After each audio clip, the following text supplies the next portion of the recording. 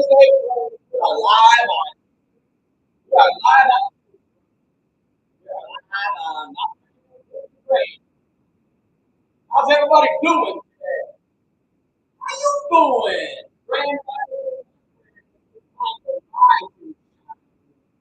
This is the first day of the rest of your life, my people. I don't know about you. Hey, how's everybody? We got Omar jumping in here. Who's on Facebook? Who's on Facebook? Who's on YouTube? We got Charlene the Queen in the house. Who's over here? We got Child of the King. We got Laura over here on TikTok. I am amazing, Charlene. I couldn't even tell you how amazing I am. It's a great day to be alive. Wouldn't y'all agree with that? It is Thursday, April 12th. Wow, can you believe it's already April? Man, they don't say time goes by fast for a reason. It's April 12th already. Who's up early? Who's been at it? Who's already gotten to an energy of gratitude? Now, you guys might have noticed I changed the title today. I am trying to stop using the words that they taught us to use, such as morning. Good morning. Good morning to you.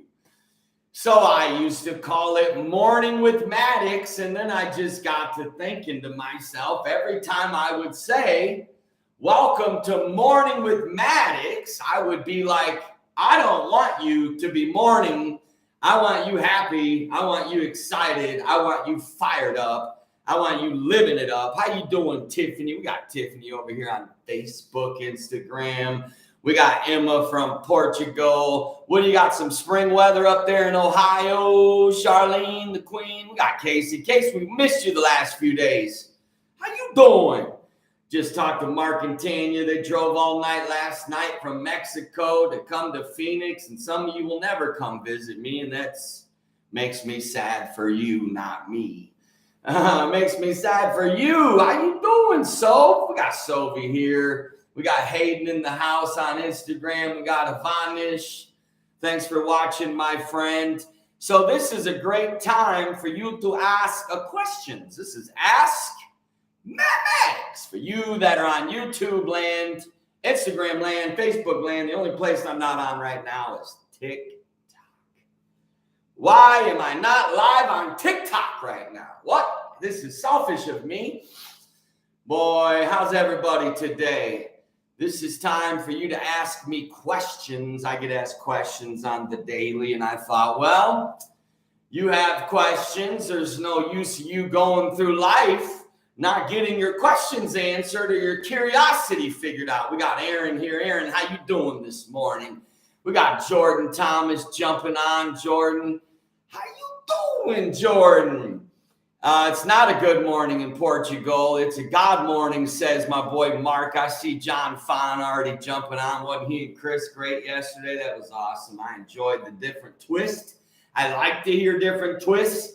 I like to hear why people don't cuss, whatever cussing is. Cuss is just rust, man. Don't fuss about the cuss. But anyways, it was great to hear the discussion now. Hey, congratulations, Jordan Michael. Let me give you 5 secrets to being an amazing uncle, because I am all of my nieces and nephews' favorite uncle. I always have been, and I always will be.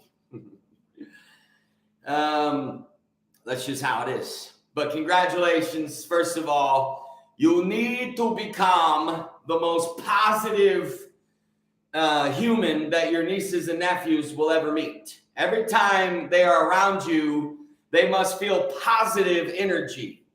You must be someone who's always praising them and catching them doing right and noticing the little things, such as whether they're into baseball or music or ballet or whatever, and bring cake pops from Starbucks, bring fresh donuts, surprise them with, things such as gum, cool gum like Juicy Fruit or Bubba gum, or like, I don't know, get them a good little Yoda doll or something. Are Yoda dolls wrong? Should we not have Yoda dolls? Maybe we shouldn't.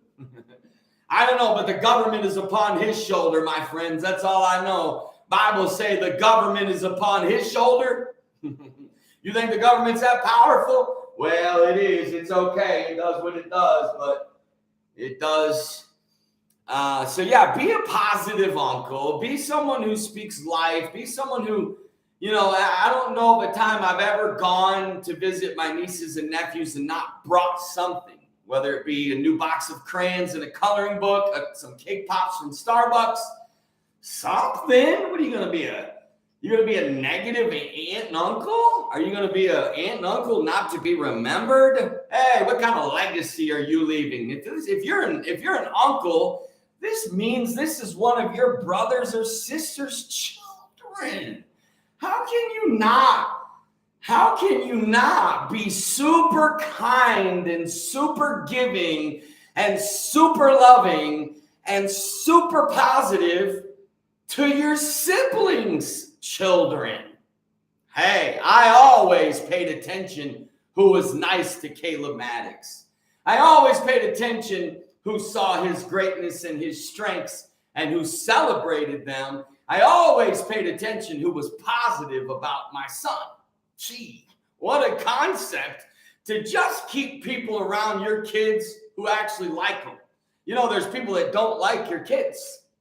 There's family members that don't like your kids. Well, they don't have to like them. You also don't have to hang out with them. How you doing? We got Laura on here. Laura, boy, there's somebody, y'all. There's somebody you need to follow. We got my friend Michelle Smith jumping on. We got Jennifer Merwick. We got Terry Fagato jumping on here. We got my buddy Aaron live on Instagram. We got Coach Gail Julius. We got Alan Franklin. Alan, how you doing? Will, what's up with you? Talk to me. What questions do you have that I can answer for you? We got Roxanne saying she loves the shows. Thank you, Roxanne. It's good to see you, my friend. Roxanne says she loves the shows because it's a positive driving force. And live long and prosper, she says. I'm going to live so long. Thank you so much. I tweeted this morning. Here, let me read you a tweet I shared with the world this morning. I said, hey, I said, you can swipe left. You can unfollow and block me on social media. You can hate me and want me dead. You can even put hits out on me and want me dead, but you still got to see my face.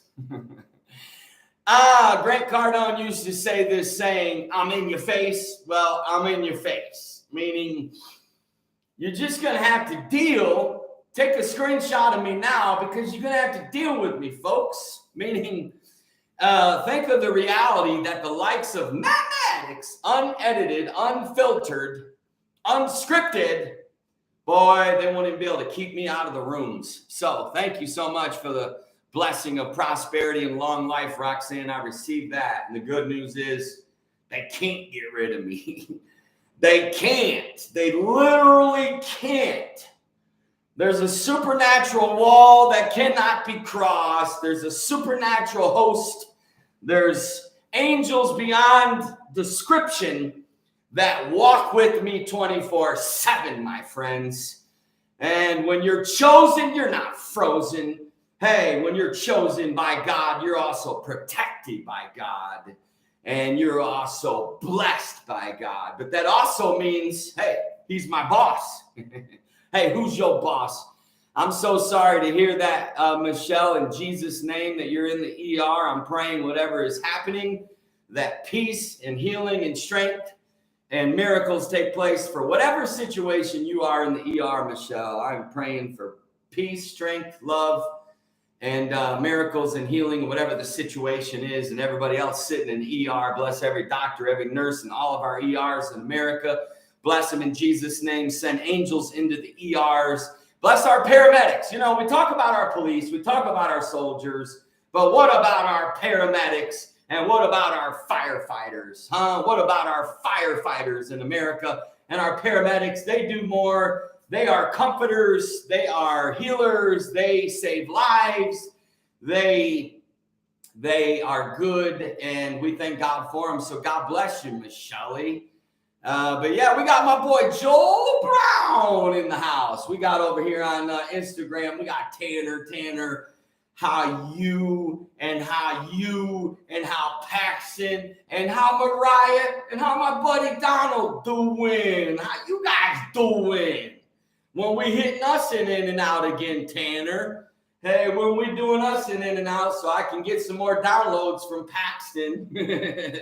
You guys don't sit at the feet of the homeless. You don't sit at the feet of the rich. You don't sit at the feet of masters. You don't sit at the feet of, you ready for this? Children. You know what? Even Jesus said, unless you become like a child, you won't be able to inherit the kingdom. He didn't say you're going to go to hell. He just said you won't be able to inherit the kingdom, because to operate in the kingdom, you got to have childlike faith. You got to have childlike curiosity. You got to have childlike innocence. You got to have childlike obedience.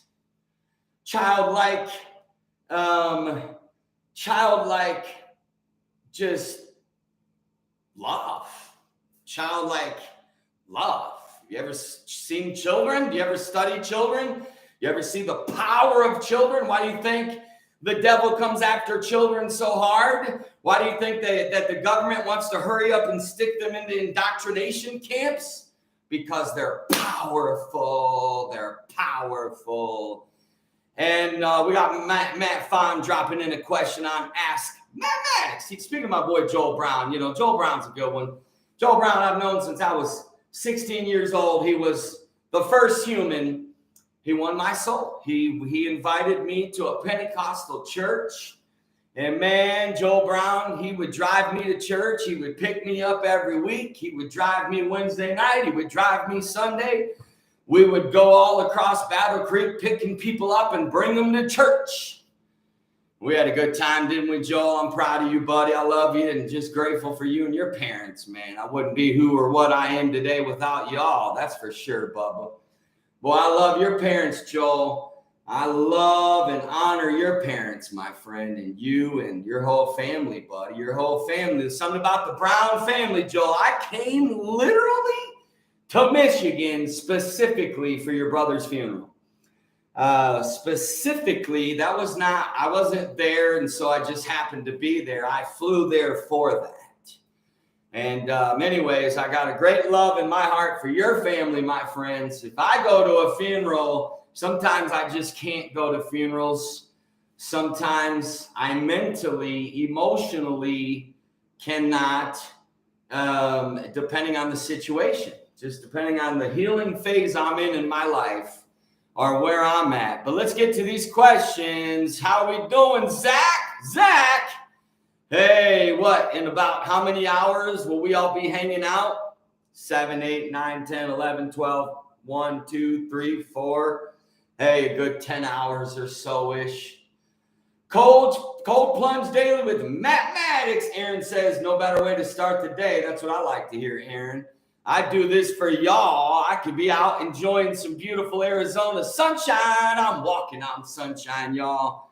Hey, I could be out enjoying the sunshine, baby. But my question to you is, do you even enjoy the sunshine, or do you just continue to whine?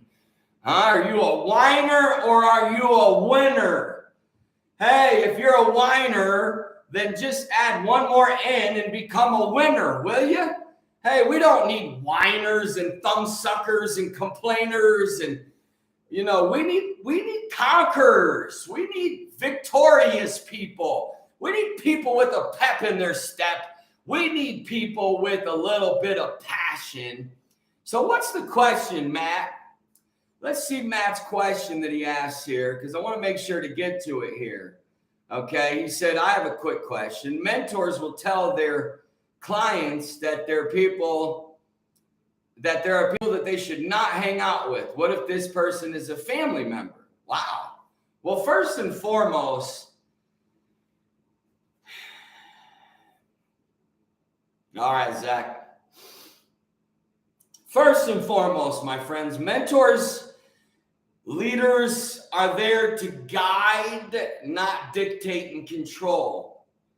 Leaders are there to give you something to think about. They are there. Leaders and mentors are there to, they have experience. Sometimes they see things you don't see. But to say to someone, and by the way, guys, this is universal wisdom. This is wisdom 101, wisdom, not wisdom. I don't say wisdom or freedom. I say freedom or wisdom. You ain't free. We don't have freedom, you dummy. We have freedom. We have wisdom. We have wisdom in the dome. Okay, we got a dome up here. Y'all got a dome? Are you living in a dome? But the thing about mentors is they're powerful. They're necessary. We need them. But we've overused the word mentor. We've overused the word leader. We've overused the word pastor, bishop. These titles we've come up with have been extremely overused. It's like the other day I was walking with an 18-year-old kid and I said, "Who's your mentor?" And he was named another person who was on my son's team. And I said, "Why is he your mentor? What's he done? What's he done that justifies him being your mentor? He's a friend and a peer, not a mentor." A lot of you, you don't really want a mentor because to have a mentor, usually a real mentor is a master.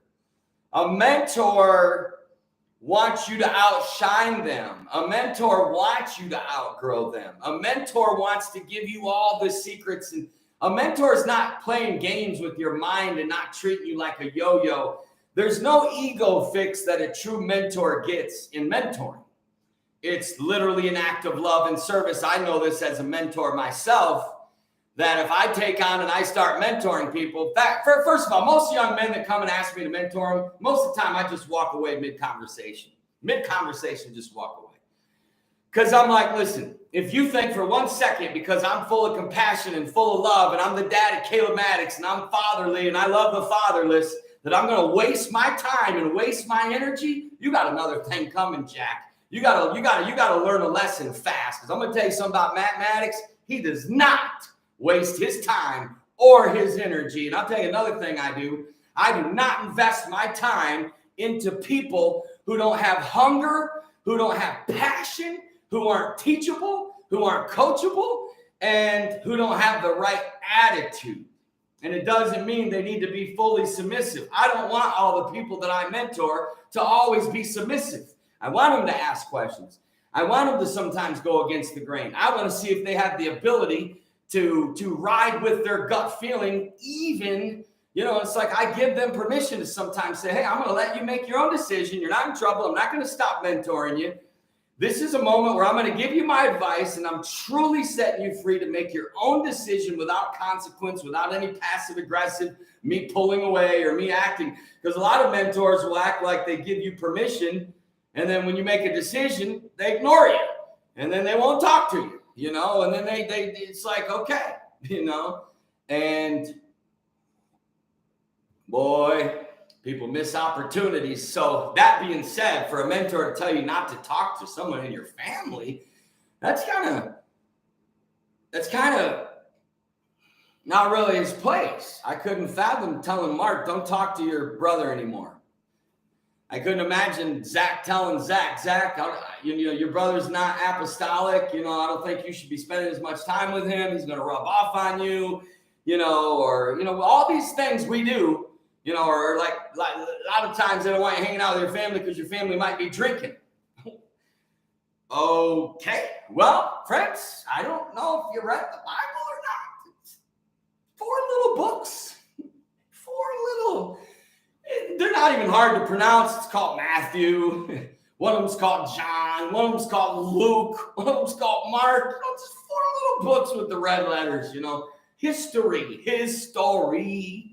Hey, it's not history, it's his story. Duh. You are living in his story. It ain't about you. Come on, my friends. You just got to be a part of it. You got to play the game. You got to be in the race.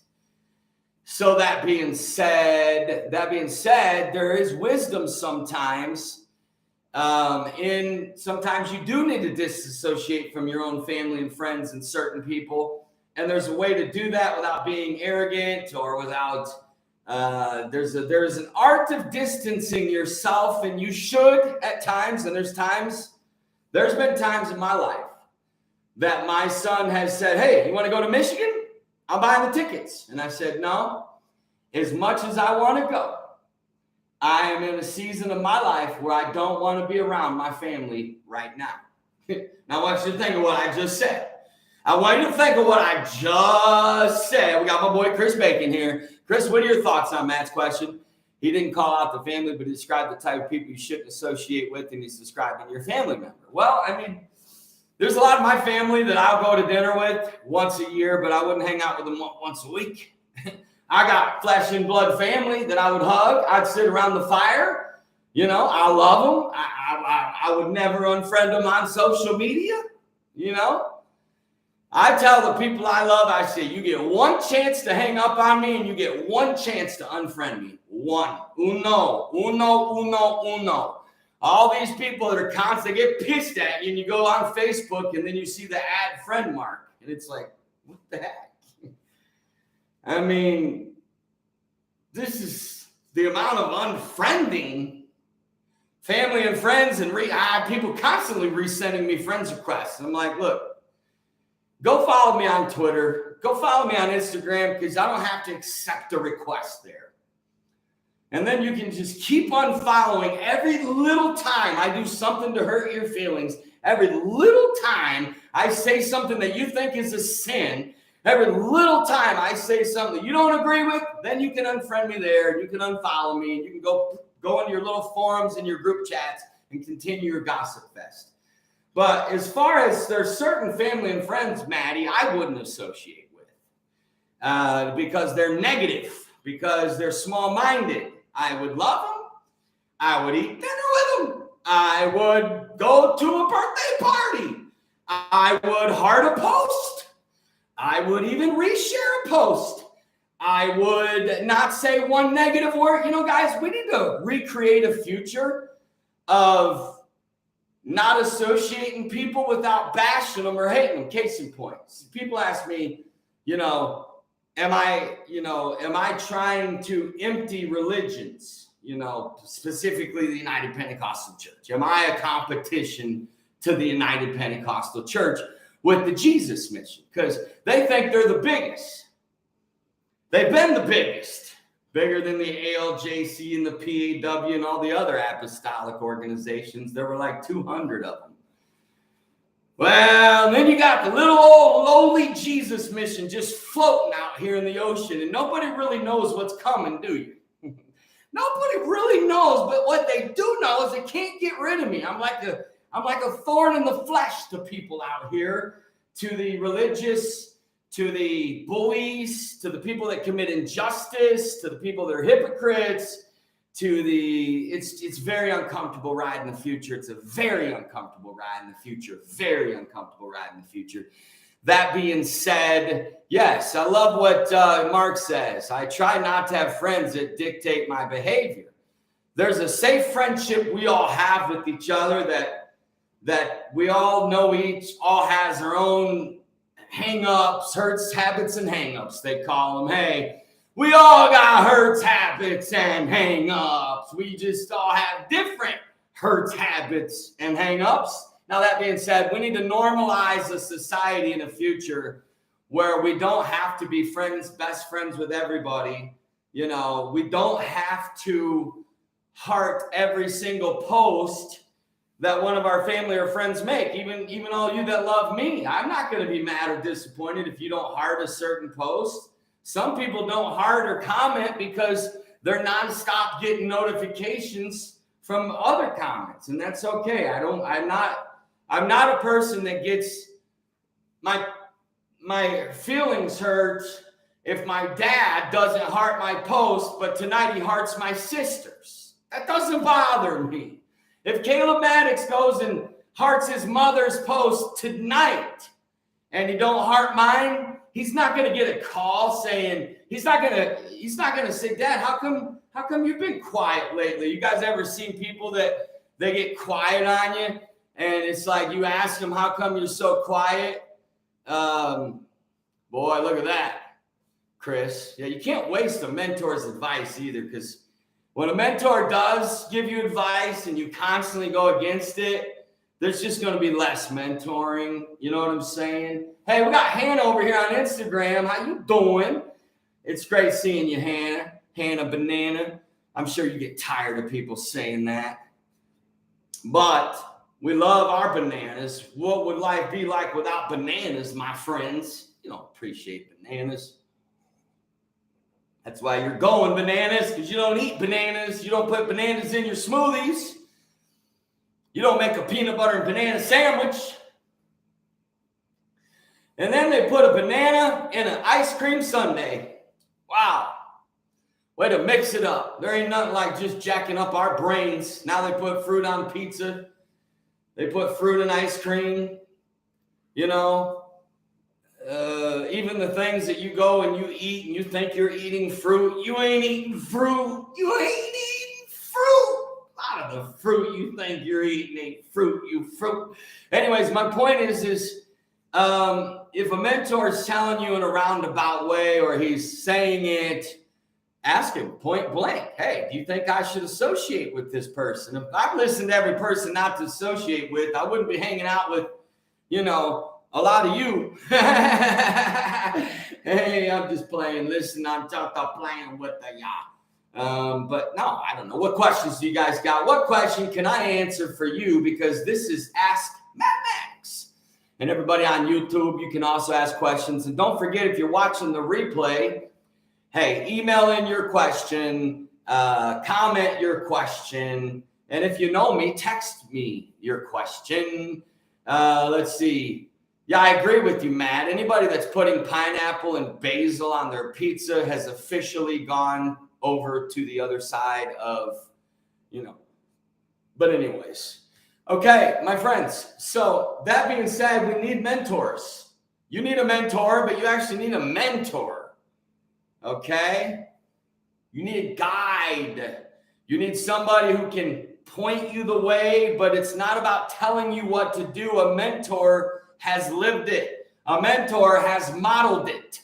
A mentor has the fruit hanging off the tree to show you.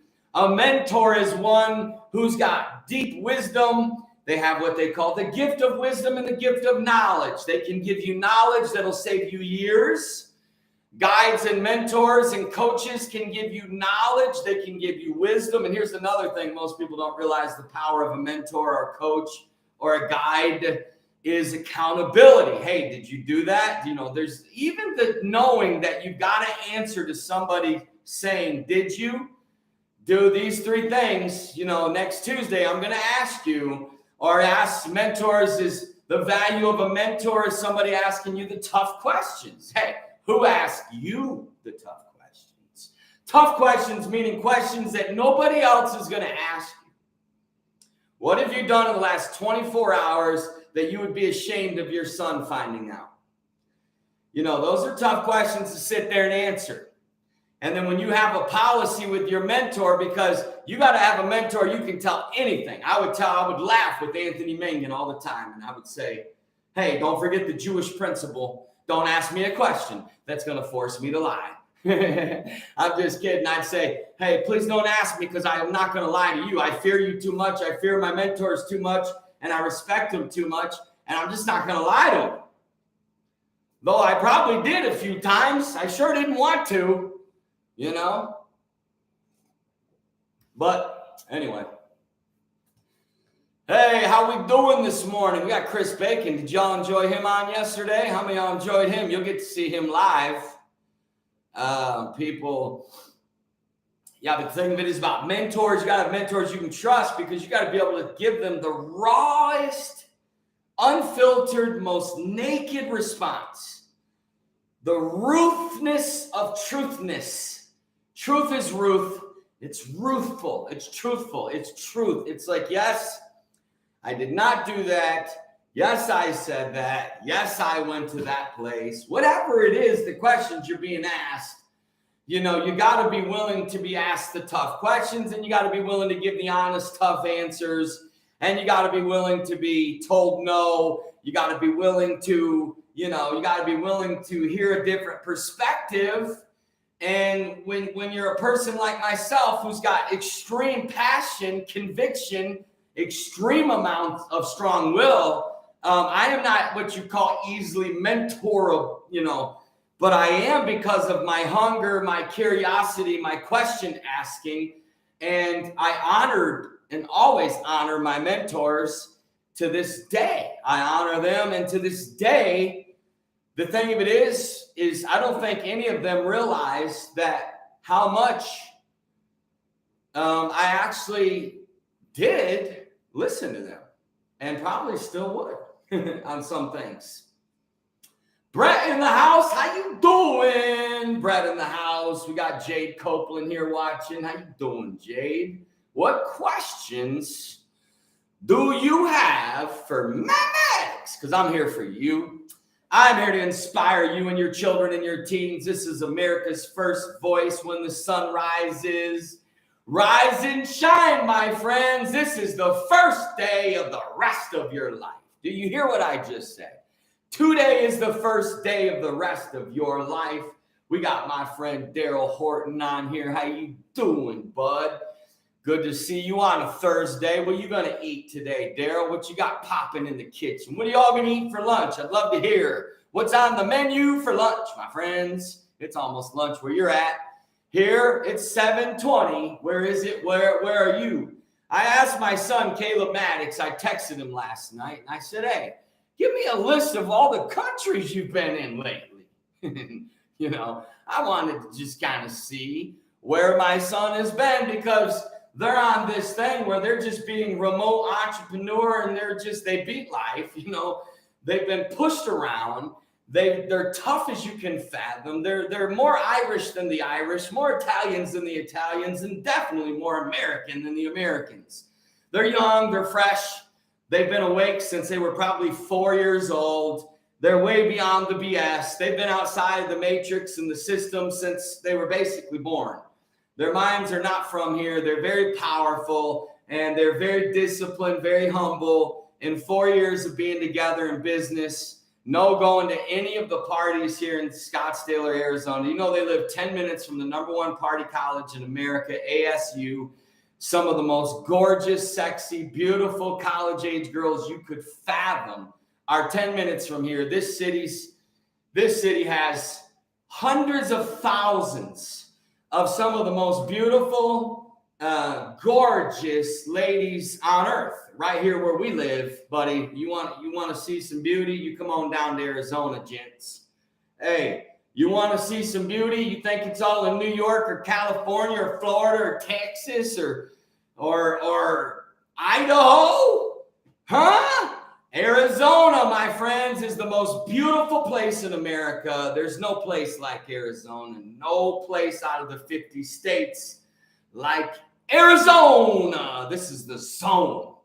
The only people that come here are people that can work, can own, can respect the zone. If you can't respect the zone, you won't make it in Arizona because this is the desert.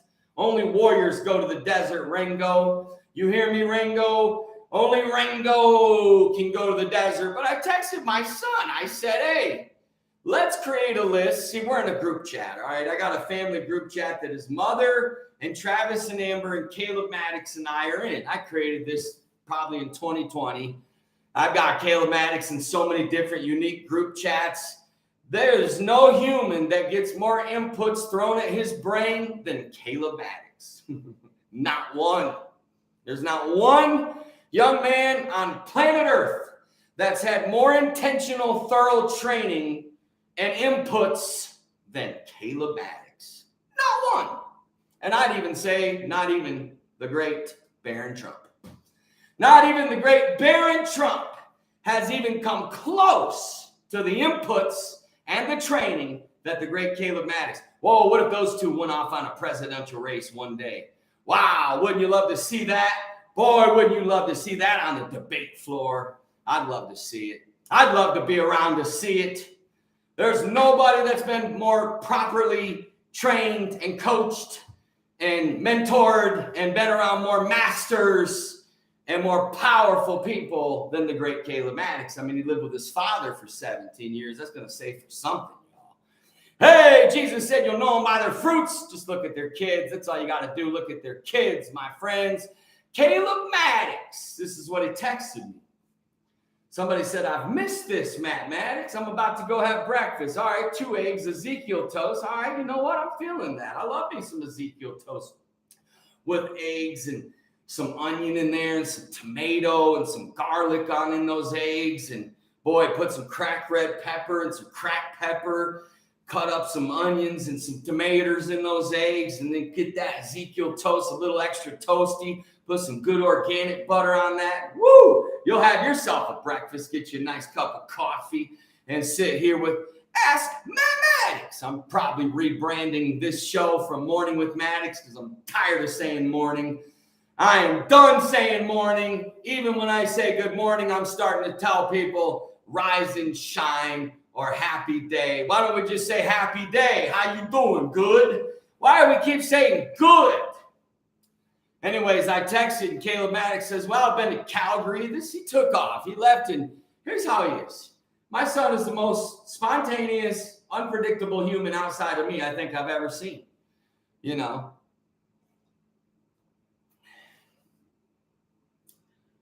They moved to San Francisco. Okay, we got Earl in the house. Earl! Hey, we got Earl here. Good old Rocky Top, Tennessee. We got Earl in the house. That makes me smile. That's my Twitter friend. Some of you won't even follow me on Twitter, but Earl does. Hey, some of you won't follow me on Twitter, and that's why you're a shitter, because you don't follow me on Twitter. But boy, you're missing out. Earl, tell them they miss out on some funnies on Twitter, don't they? If you think I'm funny on Ask Matt Maddix. Earl, I've changed the talk show. I think I'm doing away with Morning with Maddix, and I think I'm going back to the format of Ask Matt Maddix. And the reason for that is, Earl, I'm feeling in my heart I'm tired of saying morning. We're not morning. We are victorious, and when we wake up, it is not a morning, it is a rise. It is a rise. The power of rising, the power of sunrise.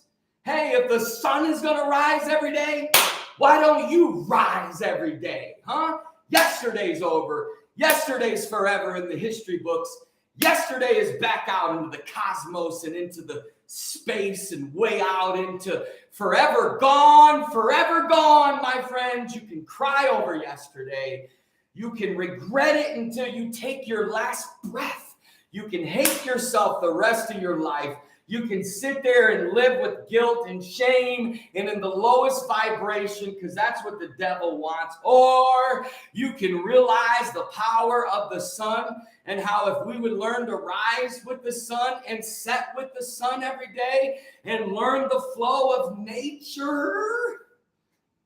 I'm preaching better than you're saying amen right now. We got Dawn and Misty and Savannah jumping on, and I'm sure Lulu watching. I'm sure Jordan's watching. Hey, update me, Misty. How's Jordan doing? Is he all right? I almost called it Sunrise with Matt Maddix or Sunrise with Maddix, but anyways, the Morning with Maddix was something Caleb Maddix and I started anyways. I might keep it going. Do you like it? Am I overthinking the word morning? You talk to me. Well, I've been doing really good. Somebody had asked me on Instagram, Visitor 1257. Ooh, you don't know who Visitor 1257 really is. Hey, Visitor 1257's here. And Visitor 1257 is about to have 2 eggs with Ezekiel toast. This is on Instagram. We got Visitor 1257. Could be an angel. Could be a visitor from another planet. Could be the 12th.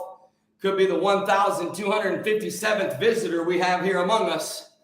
Anyways, I texted my son YouTube. YouTube is over here. We got the YouTube and we got the Facebook. And my Facebook family, you know, I got to tell you something. How you doing? Earl, thank you. He says they're missing out. You guys are missing out by not reading my tweets. I can't fathom having a Matt Maddix on earth. I wish I had a me when I was me. I wish I had a me to have around. I wish there was a me to do all this stuff to listen to. That's why I got to go re-listen to my own stuff so I can grow and get fed. Who are you going to listen to? It's like somebody asked me yesterday, why don't I go back to the Apostolic Church? I'm like, they need to come to me. Me go to them, they need to come to me. I don't need them to be my spiritual covering. They need me to be their spiritual covering. I don't need them to come train me. I need to train them. So that being said, I don't understand this whole going back and what I'm supposed to go back to. How do you go back to something you're already in? How do you go back to something you're in every day? Hey, who do we got here?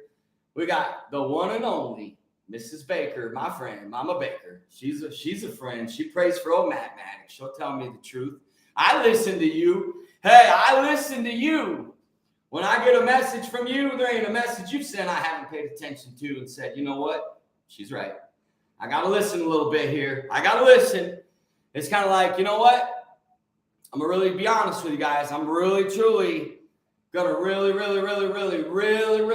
do my best to wake you up, to encourage you, and to just basically let you guys know you are it. You are the sauce. You are the secret. You are Jesus.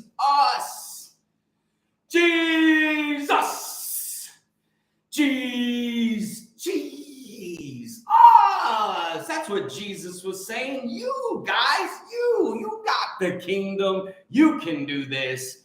What I can do, you can do. In fact, what I do, you'll do greater. How many of you have ascended to a place where Jesus and the angels are saying, yeah, he's doing better than what Jesus did even?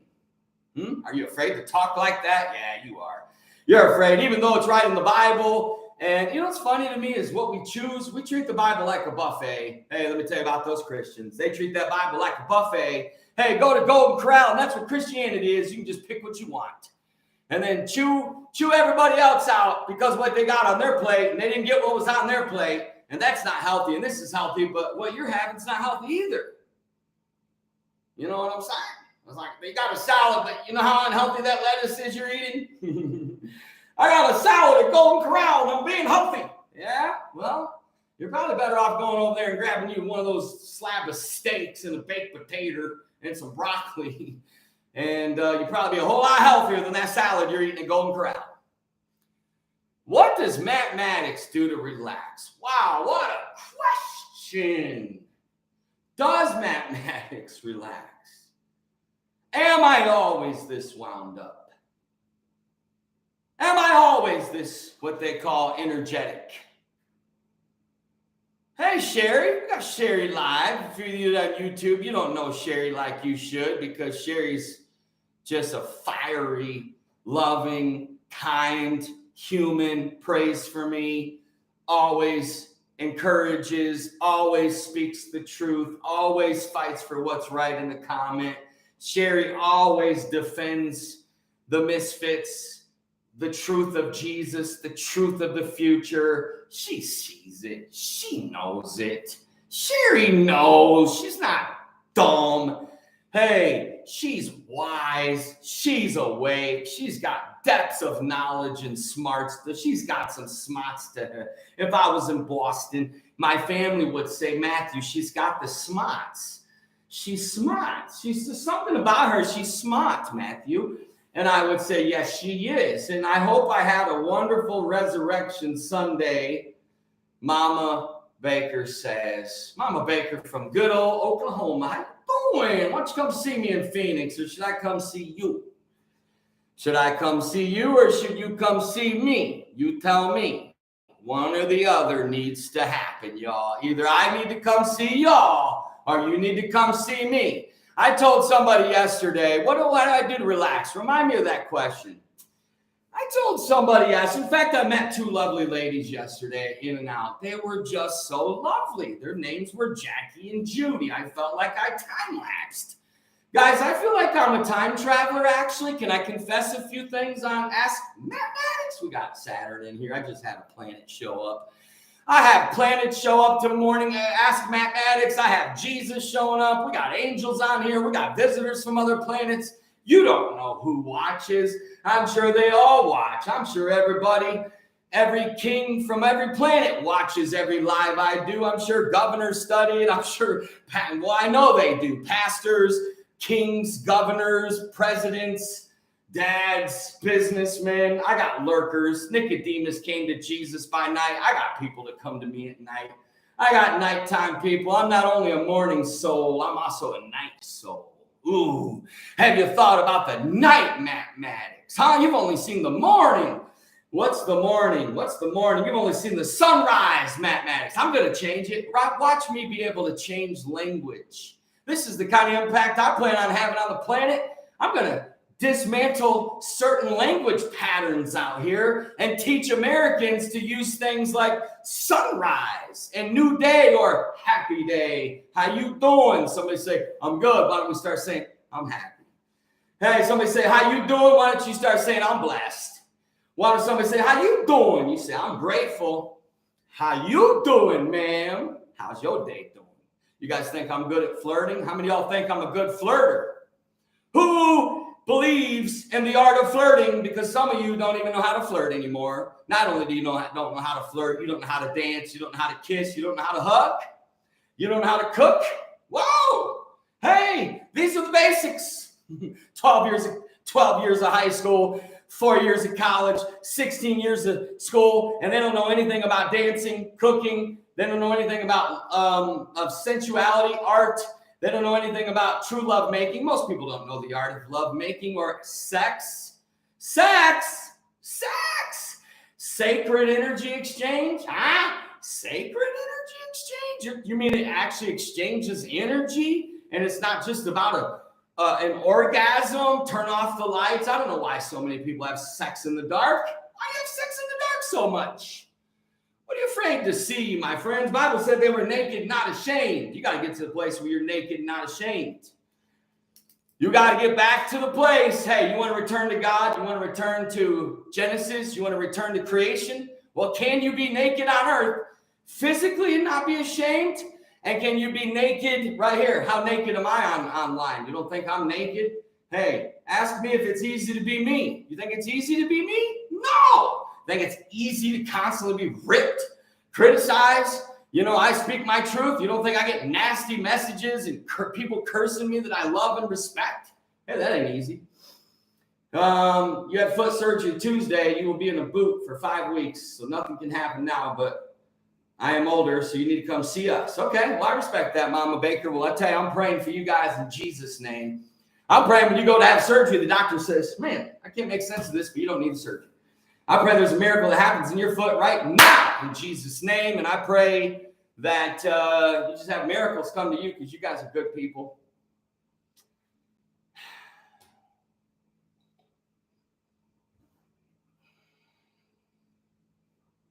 She said there was a little more I could be talking about on here than, no, I'm sorry, Mama Baker, I disagree with you because we're sexually twisted as a society, sexually confused. And if I don't talk about it, who will? Hollywood? We're going to leave it up to our governors and our drag queens and the queers and everybody else to lead us sexually? No, the Jesus mission is going to talk about sexuality, and the Jesus mission is going to lead the way in New Earth and New America, that sexuality is sacred energy exchange. It ain't dirty. It ain't bad. We can talk about it, and we can even talk about nakedness.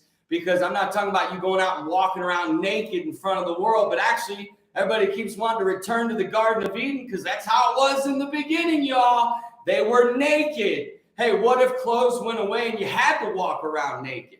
See, a lot of you hide behind your clothes. You hide behind your clothes, okay? Listen, how you doing this morning? So that being said, I'm not going to I don't talk, when I feel led or guided to talk about sacred energy exchange or healthy sexuality or the truth about the Bible or the truth about sexuality or the truth, I got to do it. It's my obligation. You know what I'm saying? So anyways, I don't mind feedback, but just realize this is my show, y'all, and I'm going to talk about whatever I want because it's called the First Amendment. Freedom! What does freedom mean? Why don't I look it up again just to remind everybody? And by the way, how's everybody doing? Huh?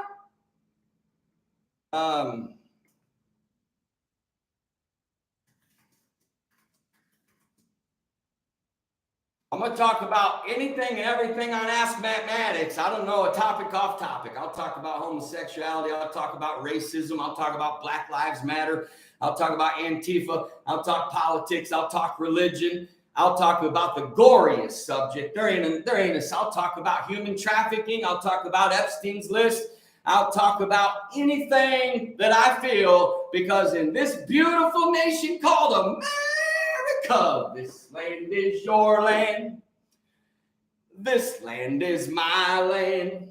It's mine, baby. From California to the New York Island. From the Redwood Forest to the Gulf Stream waters. The waters, baby. Hey, the waters. Law. L-A-W, law, land, air, water, law. Hey, law, land, air, water, baby, the way of the water. Didn't that just come out? The way of the water? Huh? Do you know about the water? This land is your land. This land is my land. From California to the New York Islands. Hey, even from the Redwood Forest, baby. Have y'all been to the forest? Have you been to the forest? Huh? Are you going to spend 52 weeks of your life for the next 70 years stuck in a job? Good job. Good job. Well, I know homeless people that live wealthier than you do. I know homeless people wiser than you. I know homeless people more free than you are. I know homeless people who have more time in nature than you'll ever have. I know homeless people that smile more than you do. I know homeless people that have more peace than you do. I know homeless people that, you know what? They're in a better mood than you are, and you got 2 cars. Hey, they don't have a car, and they're in a better mood than you are. They don't have a house. They didn't take a bath. They don't even remember what a bath feels like. But you take baths, and you don't even enjoy your baths, and you're a grouchy, moody. Many of you ladies have turned into bitches, and many of you men have turned into jerks and dickheads. Many of you men have turned into pricks. And many of you ladies have turned into moody. Your kids are nervous to be around you. They don't even, why do you think your kids barely want to be home? Because you're moody. And there's nothing worse than moody preachers, moody governors, moody mothers, moody fathers. People say, well, how did you do it with Caleb Maddix? Well, I wasn't a moody dad. I had a good mood. I wasn't rude. He saw me be a good dude. Hey, how you doing this morning? Who's on Facebook talking? She says, I got a question.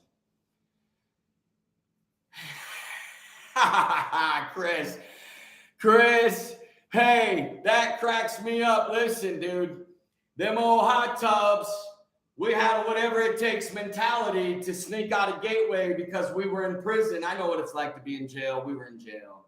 We were on house arrest. We had the strictest rules. We had stricter rules than the military. You hear me? It was tough. It was rough. You couldn't go to the movies.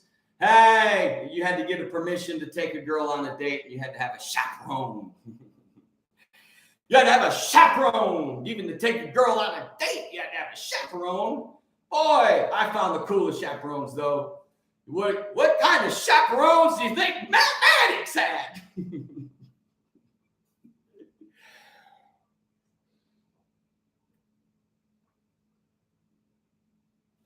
It was hard to be, even when I would get called on the carpet, it was always tough to stay mad at me. Even when I would get in trouble by the higher ups and I would get calls and why did you do this? And Matt, and they would be so angry yelling. And then within minutes, they would be screaming, laughing. Screaming, laughing. I'm talking, they could go from just the most disappointed, like Matt Maddix, what the heck? Slamming the table. Exactly, Chris. Hey, we were not NPCs. We were not robots. We were not AI. Okay. We were just boondock saints. We were just first generation coming out of Michigan and Oklahoma. You know what I'm saying? Those are states that are just, Oklahoma and the Michiganders, probably some of the realest souls out here. If you come out of the north, come out of northern Michigan, you survive the brutal cold winters, and you come out of the Oklahoma, I've never met, I'll bet there's probably maybe 10 gay dudes in Oklahoma. I'll bet Oklahoma does not produce a lot of gays. That's my guess. Who we got here? Carlos, how you doing? Got two people looking. What are we talking about, Carlos? I'm sorry. I got Instagram over here too, Facebook. And hey, Michelle, she said, you still need a chaperone. Listen, hey, I actually do. Listen, I'll humble myself to that rule. If Matt Maddix, probably in my dating life, I probably still need a chaperone,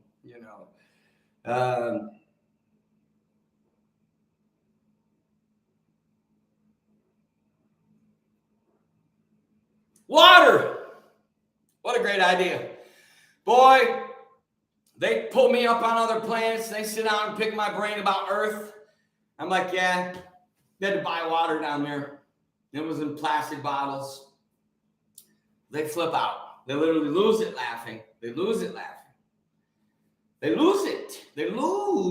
guys don't just sit down and you accept stuff as normal. Everyone's like, I can't wait to get back to normal. This the dumbest thing I heard in 2020. You want to know what the dumbest thing outside of you got to take your temperature to come to church? And you got to wear a mask in church.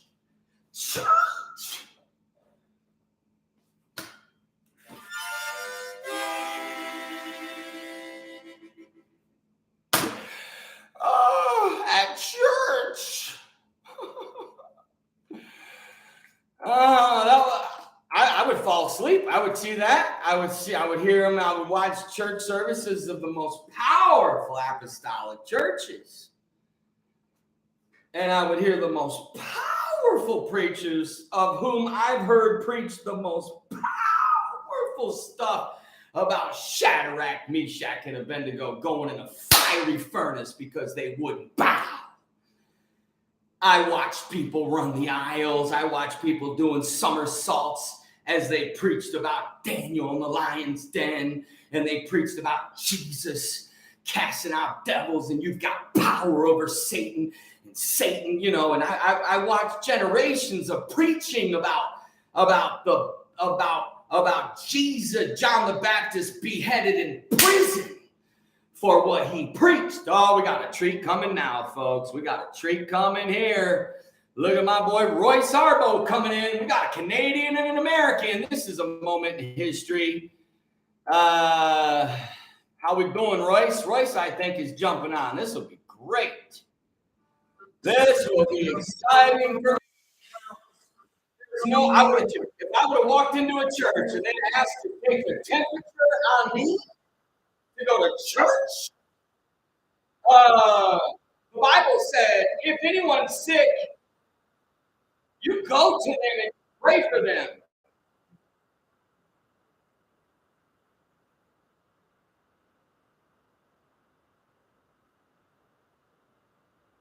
Nothing annoys me more.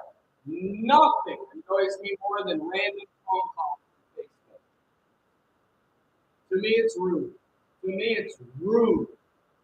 You want to call me on Facebook, message me first and say, can I call you? Don't just randomly call me on Facebook.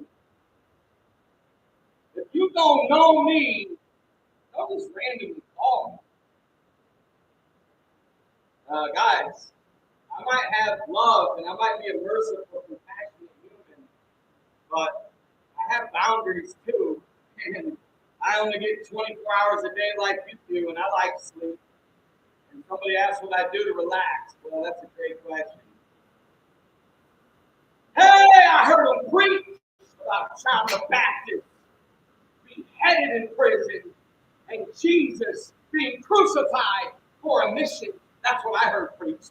And I heard about the book of Acts and how they would preach And they would tell them as they let them out of jail that if you preach again, you're going back. And the moment they get out of jail, they be on the streets preaching Jesus.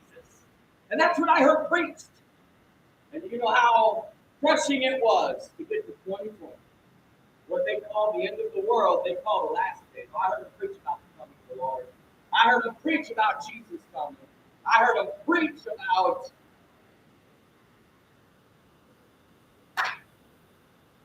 all this power on the inside, no power on the outside. All the shout on the inside, but on the outside, hey, lions on the inside. You were lions in the four walls, but you were chihuahuas in the streets.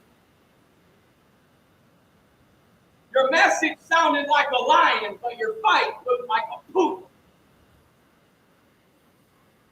And they want me to go back. If I went back, it would be to lead it. It would be I would go back with one goal. I would use all my power, my skills. I would literally go back to become the general superintendent of the whole thing. I'm not kidding. They don't want me to come back because I would actually be able to make that happen.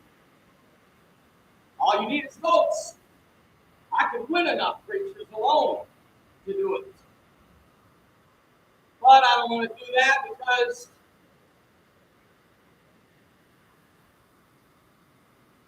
boy, if Kenneth and Joy Haney couldn't do it, I'd have to marry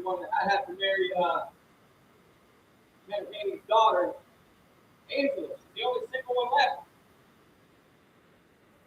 Kenneth Haney has one single daughter left, folks. You know this?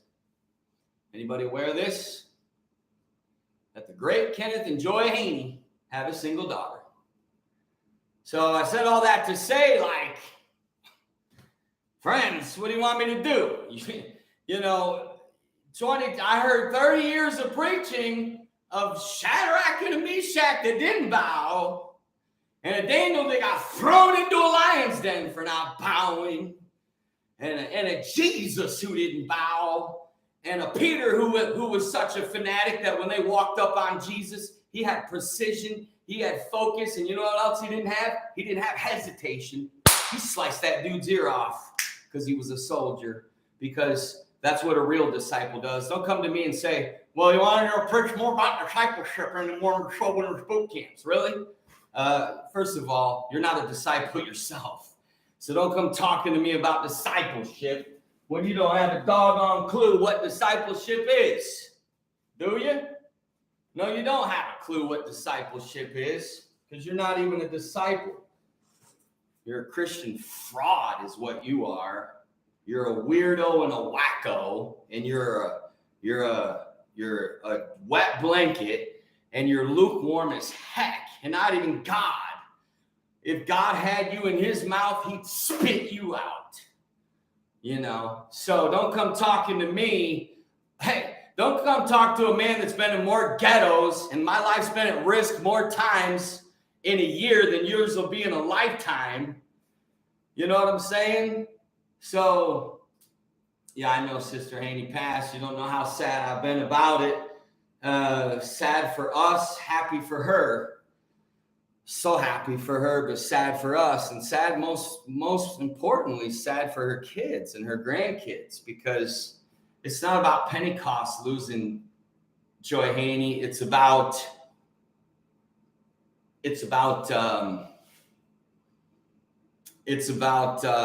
fact that they're children and grandchildren. You don't know what the Haneys were, fun grandparents and fun parents. They were amazing parents and grandparents. They were involved. They texted their kids and grandkids daily. The most positive, loving, fun meals, get-togethers, could call them anytime. Like the amount of love that they gave to their children. It's not about Pentecost losing the Haneys. They lost the Haneys when they voted them out. That's when they lost the Haneys. They didn't lose them per se because they stayed the Haneys. Classy, sweet, humble, respectful, honorable. And they didn't let bitterness win. What an example. I need to remember that more in my own life. I need to thank you for reminding me about Joy Haney, because I love to talk about the Haneys, because I saw things. See, guys, I got to see things a lot of people didn't get to see. I just got to be places a lot of people never get to be. But I got to, meaning the curious me, the hungry me, the watcher me, the one who doesn't miss anything. People are surprised at how detailed I am when I'm actually not detailed, because I have such a vision and so many things happening. But it would blow people's mind, my precision and my reading and how much I can pick up on things and people. And they voted him out when he was the general superintendent. He needed to get 2/3 votes, and a bunch of fake preachers did some political fake stuff behind the scenes, some gossip, some absolute lies, made up lies, not only gossip, but made up lies. And just sadly, a couple people said they were going to run and then pulled their name, which affected votes. And it was just a bunch of dirty, nasty. I literally saw the physical presence of the glory of God lift in that building. I saw it. I saw something lift that day myself. And I'll never forget it. I'll never forget it as long as I live. I'll forgive it, but I won't forget it. I'll forgive it, but not. Everybody's like, well, you haven't forgiven if you haven't forgotten. I'm like, not true. That ain't Bible. That ain't no Bible. Hey, I'll forget it. Actually, I'll forget it because it's not even worth thinking about, because the truth is, you know what? The truth is, what are you going to do? So they were wonderful people. Oh, they were the best of the best of the best, Diana. And they were treated unjustly during that time. And they were not honored like they should have been honored. They still are honored like they should be honored. They're not even close to being honored the way they should have been honored, even as former general superintendents of the UPC. It just blows my mind, the lack of honor. It blows my mind, especially because they deserve the honor.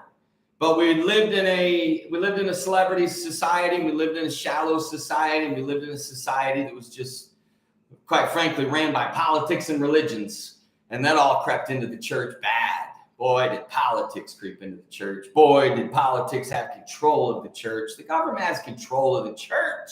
Don't tell me what's not true, Tiffany. Tell me, I might be off. Talk to me. Tell me what is not true. I might be off. I don't mind correcting.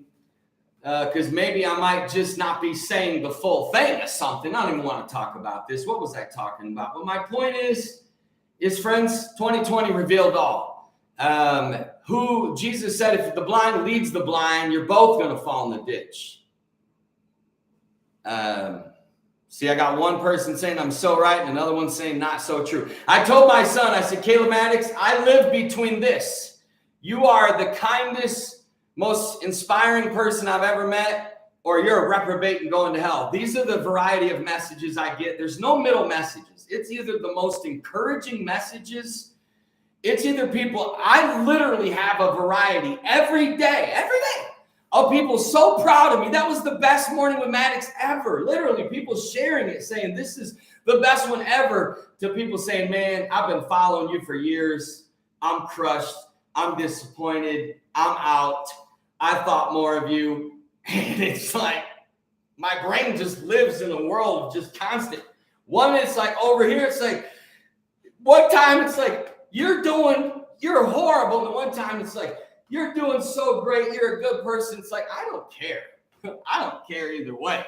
Either way, she said I was agreeing with me. Okay, I thought you said not true. I thought you meant what I was saying was not true, and it threw me off. I was like, Tiff, I love you, Tiff. We're people. We love. Listen, she said when he was when he was the general superintendent of the UPC. It was that general conference. I was there. I went in innocent. We were doing a soul winners boot camp at that general conference, and my friends were telling me on the way in, this is serious, Matt. There's people saying that so-and-so's going to be elected, and, and I said, what? I went in there. I was just walking into it with my boys, and they're telling me this, and I'm like, what? This is how fast I feel like it crept in. I felt like it was satanic and demonic, and it shook me so fast I hit my knees. Oh yeah, you're right, Tiff, about forgive and forget. You know, it's not forgive and forget. It's forgive, but it's like, I'm not going to forget. You know what I mean? But then sometimes you can forget, though, but the forgetting is a boundary thing. The forgetting is the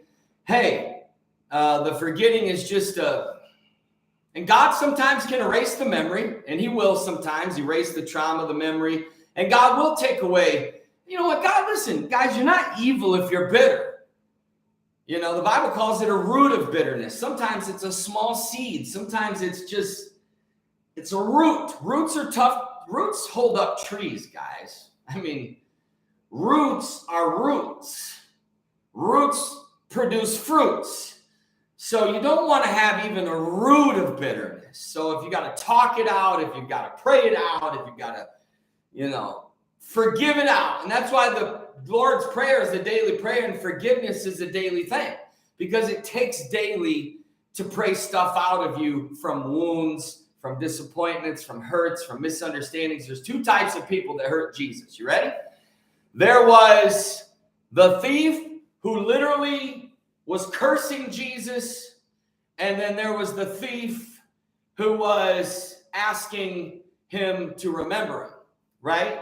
And Jesus looked and he said, forgive them, for they know not what they do. There's a lot of people that have hurt you that they don't even know that they've hurt you. There's a lot of people, there's two types of unfair treatment in life, okay?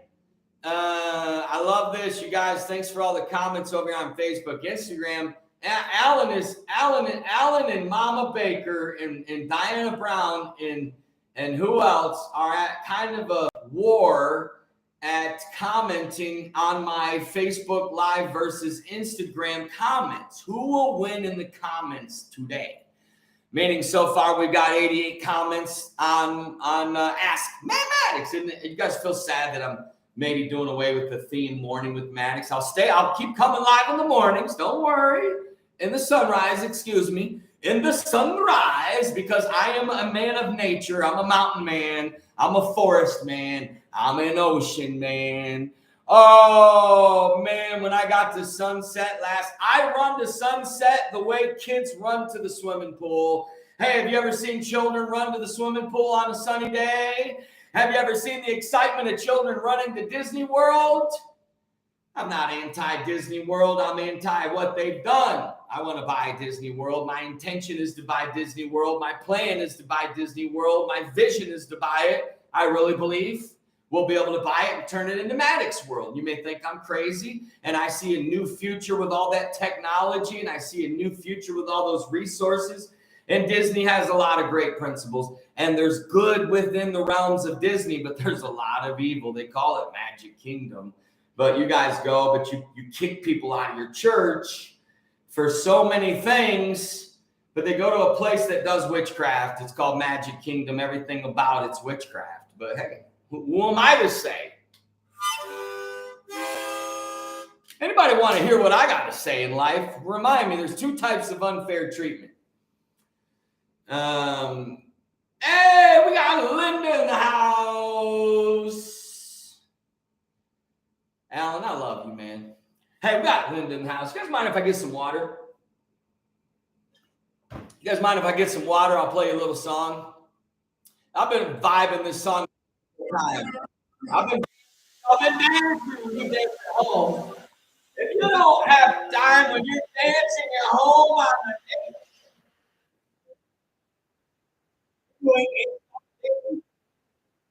what's wrong with you? What's wrong with you that you don't dance? You're not dancing. You're not dancing. Even the dancing in church. You feel like it's got to be in the spirit, they call it. Dancing in the spirit, we're in the spirit, guys, 24/7. So I'm not going to dance unless I'm dancing in the spirit. Okay, well, then get to dancing because you're in the spirit.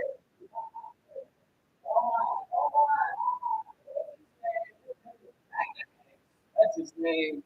His name is Matt Maddix. Yeah.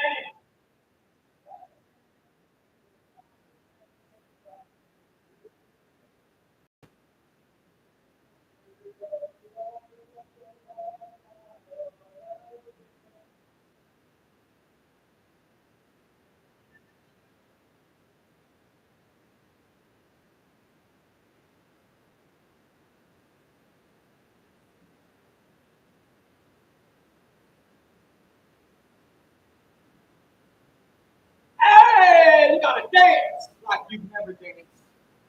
Dance like no one's watching. Dance if you don't give a shit who's watching. Dance like you don't give a shit. I will dance, I will dance, I will dance like David danced. Will you? Will you dance like David dance? Because it pissed his wife off. You haven't danced till you pissed your wife off. Hey, how you doing, everybody? It's what we call, did I see the Messiah this year? No, I did not. I live the Messiah. I see the Messiah on the daily. I don't necessarily like to get into all the productions of Christianity necessarily myself. Hey, how much more entertainment do we need? I'm seeing millions of starving people out here. I don't have too much time to sit around and watch another play I've seen 20 times in a row. Gee, do you guys watch the same movie? How many times do you watch the same movie? I only watch the same movie of the spiritual movies or the movies with messages, such as The Matrix, Star Wars, things like that. But I did not see the Messiah, and I love POA, and I love the Matrix. Boy, do I love them. But no, I didn't see it. I was going to go, actually. I was going to go. I went from, hey, how do we got Mark in the house? They're road trippers. Mark and Tanya.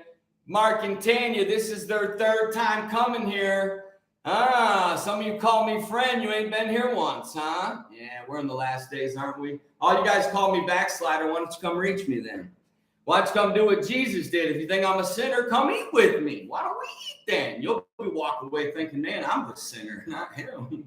You'll be like, holy Jesus, I'm the sinner. Can't nap on, she will steal your coffee. Yes, she will. Mark and Tanya are on a road trip right now. Was Jesus a hippie?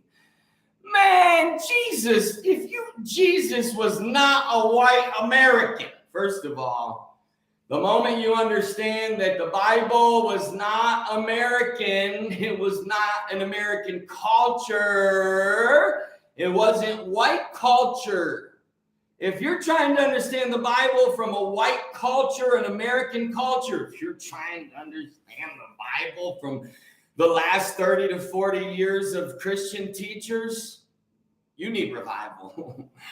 You need to come to Phoenix. Actually, I'm actually telling you, you're going to need a restoration. You're going to need to be around something fresh and real again. Here's what you get when you get us. You get I feel like I'm a time traveler. I feel like I cross timelines and I go back into time, and I feel like some of my days aren't just your everydays. I feel like I get to visit different time periods and get inputs and exchange information. And even in my sleep isn't normal sleep. I wish I could tell you my sleep was normal, but it's not. Meaning I get good sleep. Oh, I believe in sleep. I didn't see the Messiah. I am living the Messiah. People keep asking me if I've seen the Jesus Revolution. And I'm like, I'm living in the Jesus Revolution. How can you show a Jesus Revolution without having Matt Maddix in it or something? Matt Maddix, have you ever showed, why don't they put a clip of Soul Winners Boot Camp 2006 from Ybor City there, and then you'll see a Jesus Revolution. Why don't they show some clips from our prayer marches and our baptizing 118 teenagers in the river in Louisville, in the river, or us praying 90 or 100 plus teenagers through the Holy Ghost at 1 a.m. at a skate park, pizza and music, and we did giveaways, but I got my ass ripped for it. But it's just like, I don't know, guys. How wild was John the Baptist, huh? What do we need? A bunch of preachers in America that keep wearing fancy suits and preaching 20-minute sermons? Is that going to bring us revival? It wasn't a preacher that brought revival in Kentucky, y'all. But I haven't gone and seen the Jesus Revolution because I'm kind of living the Jesus Revolution. I'm teaching it. I'm modeling it. I'm in it. My everyday is like a missions trip, y'all. Who's going to teach me? I don't mean that in any other way than who's going to teach me. Hey, we got my boy Dale Lynch in the house. How you doing, Bubba? Good to see you and your family. Man, you don't even realize how powerful they are. You see a boy like Dale Lynch coming in, you just assume because he's from Iowa and just assume because, whatever. But you don't know how close he is to us. You don't know how close he is literally to Matt Maddix and to Caleb Maddix and how close we are and what real true friends we are. That if you said, hey, Matt, if you only had to name 3 people that were really there for you when you were losing your you-know-what, Dale Lynch would be in the top 3, if not number 1, So, that's how much he's a friend. Anybody can say friend, but you're not a friend until you know how to love like a brother, till you know how to fight like a brother. Hey, you got to flip your friends off sometimes. My friends call me out. My friend Dale will call me out, and I thank him for it, but he's not a jerk to me. You know what I mean? And guess what I love about Dale? You know what? 24/7, I don't got to look around my back. I don't got to wonder if I see Dale hanging out with so-and-so. There's no wondering. A lot of times it's like you see your friends hanging out with so-and-so and you start wondering. Well, I don't got to wonder. I don't care who my friends hang out with. I don't got to wonder. You know what I mean? I don't got to wonder because, I don't got to wonder. That's the beauty. We got Sophie in here on Instagram, and we got Rachel. Rachel, how you doing? Listen, guys, here's my point.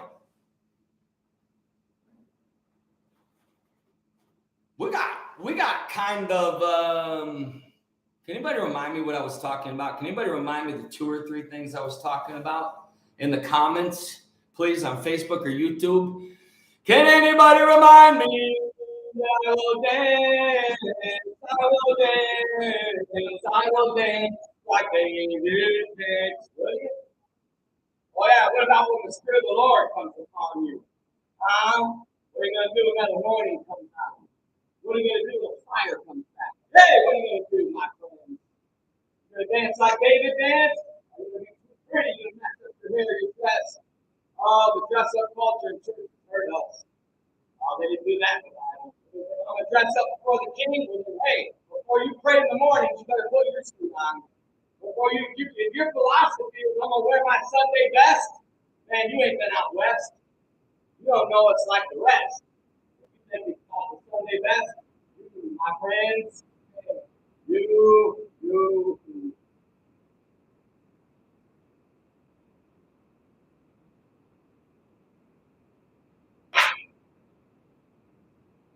I will dance. Are you going to dance? Are you going to laugh? No, you don't laugh. You cover your mouth when you laugh. I don't cover my mouth. My teeth are perfect. One of my homeless ladies who I trust, she mentors me. I sat with her for 3 hours the other day. She teaches me about business. She teaches me about negotiations. She teaches me about technology. And most people never take 5 minutes to even talk to her. She pushes a wheelchair. She wears glasses. She wears a hat. She's been in the wild. She's been homeless for years. She's a lady not ever been connected to society. She knows things. But she's a business lady too. And she's been in some of the most powerful movies. You guys don't realize how everybody is homeless.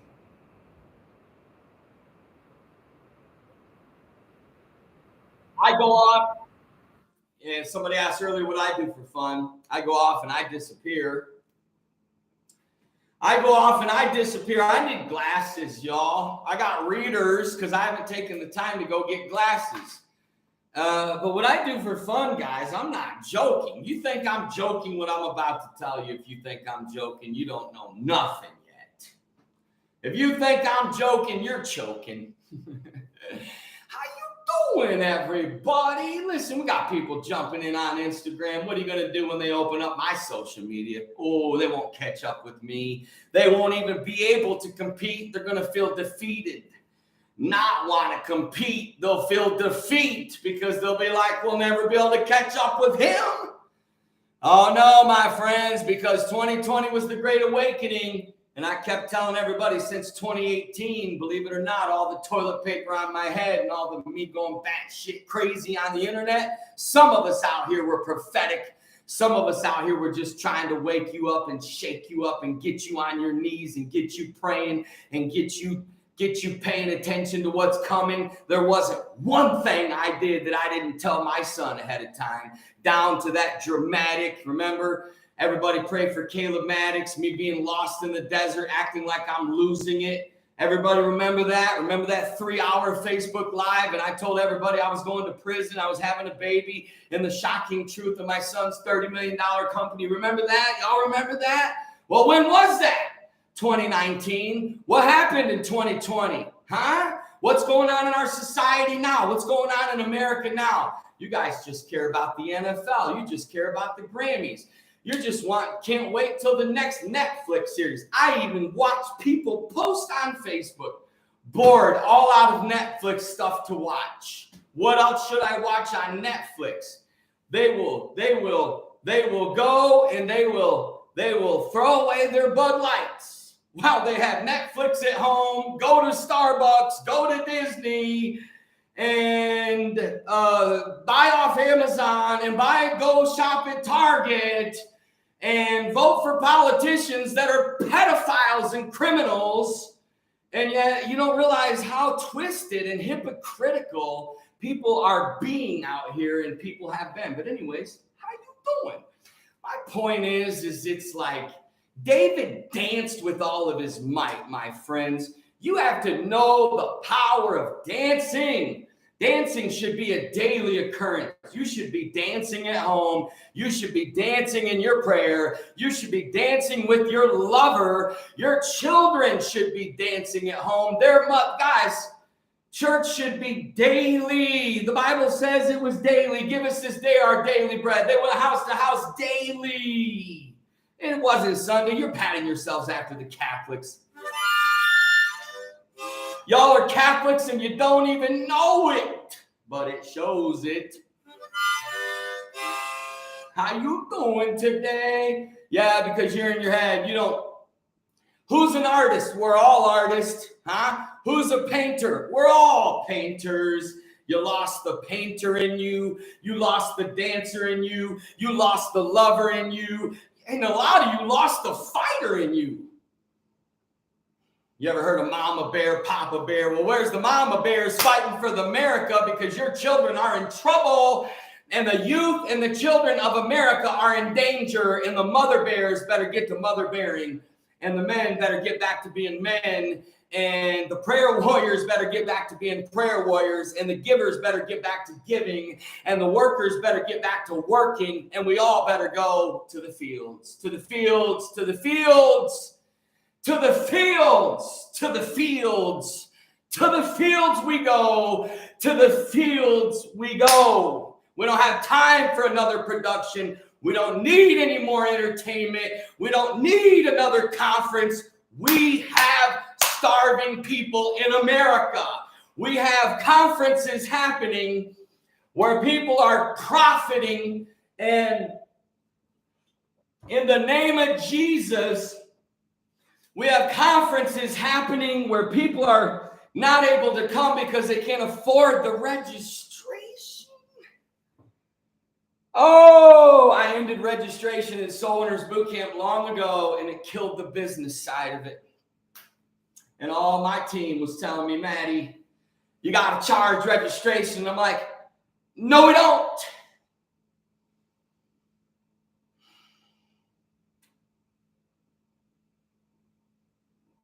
No, we don't.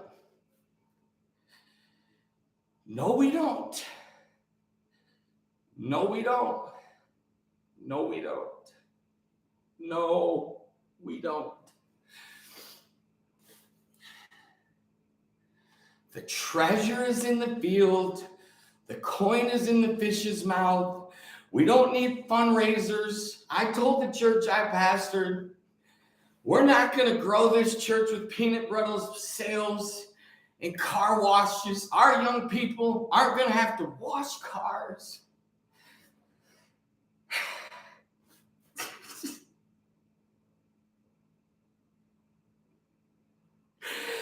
This shit literally broke me, man. This shit, people ask me, like, what's the Jesus mission? I'm like, yeah, well, great. You want me to tell you what the Jesus mission is?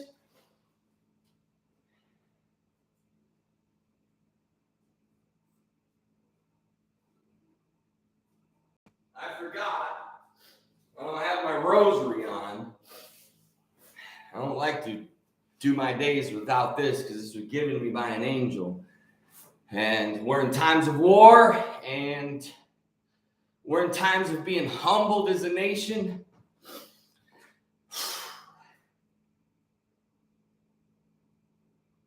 Everybody asked me why I left. You know why? Because I couldn't take it anymore. I couldn't take what I was seeing. I literally mentally couldn't take it. I didn't even want to preach at the conferences anymore. I just wanted to go to the streets. I didn't want to sit in fancy restaurants with a bunch of people with $1,000 suits and hear the same old fucking shit for my whole life and bring my son around this and see the just widows being neglected and walking through these churches and seeing poor people with, there were two societies in every church. There was the rich and the poor. How could there be a rich and the poor in a religion? How can there be special seating in the church? The only special seating that should be for the elderly, the widows. How do preachers get special seating? We're here to serve, man. We're literally here to serve. We're literally here to serve. And anyways, it just broke me. Hey, Rocky, how you doing? You came in on a very raw story. Everybody on Instagram jumping on. Hey, I give it to you raw. I give it to you real. And some of the stuff broke me. It broke me. As a father, I was broken. As a soul, I was crushed. And then as one who is carrying the looks of thousands of teenagers trapped in shelters, carrying that, there's no escaping it. There's no turning it off. You know, there's no like, hey, listen, what do you know, you see all the resources out here in Hollywood. You see all the resources in charities. You see all the resources in churches. You see all the resources in the NBA, the NFL, and all this stuff. And I'm like, you know what? I just quite frankly got disgusted with a lot of it, and I left it. I said, you know what? I'm going back with the people.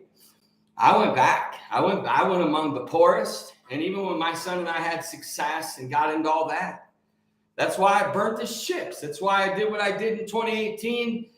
And because I just was like, you know what? I have enough. I've been to the top of Hollywood. I've been to the top of church. I've been to the top of religion. I've been to the top of the motivational speaking success world. I can start naming names of people I've had dinners with. I've been in their homes. I've been on boats with, vacations. And it's just like, wait a minute. There's a cry of the poor. There's a cry of children. There's poverty outside our doors. There's poverty outside our restaurants that we walk in. We throw away leftovers while there's hungry people. I've had to sit there and listen to homeless ladies tell me they haven't eaten in 2 days. You know, That's hard to listen to. That's hard to listen to. First of all, what man can hear this? Have we lost our humanity? Remember, we're humans, guys. We're humans. We got to get back to being human again. Jesus. Jesus, help us. God, mercy. Please have mercy. Nobody, how do you think? Nobody is on their knees praying. Nobody is on their knees praying for America, probably more than I am. And there's probably nobody that's hurt more for this country than I have. This hurts. This is a hurt. And it hurts to love America so much and to see your innocent 18-year-old son start his adulthood with the bullshitness of 2020. That kind of sucked. That kind of sucked bad to think, hey, son, I've been telling you how amazing America is, and I never will forget sitting in the cabin with him in Tennessee, good old Rocky Top, Tennessee, right? And I listened to him, and he said, hey, Tanner, how you doing? We got my friend camera guy on here, man. It's been a long time, Marty. We got Marty on here. It's always, Martys are cool names. You know, we need to bring cool names back. All you guys are, the new generation is weird. I'm for old school America. I think you need to start listening to people that lived pre-internet.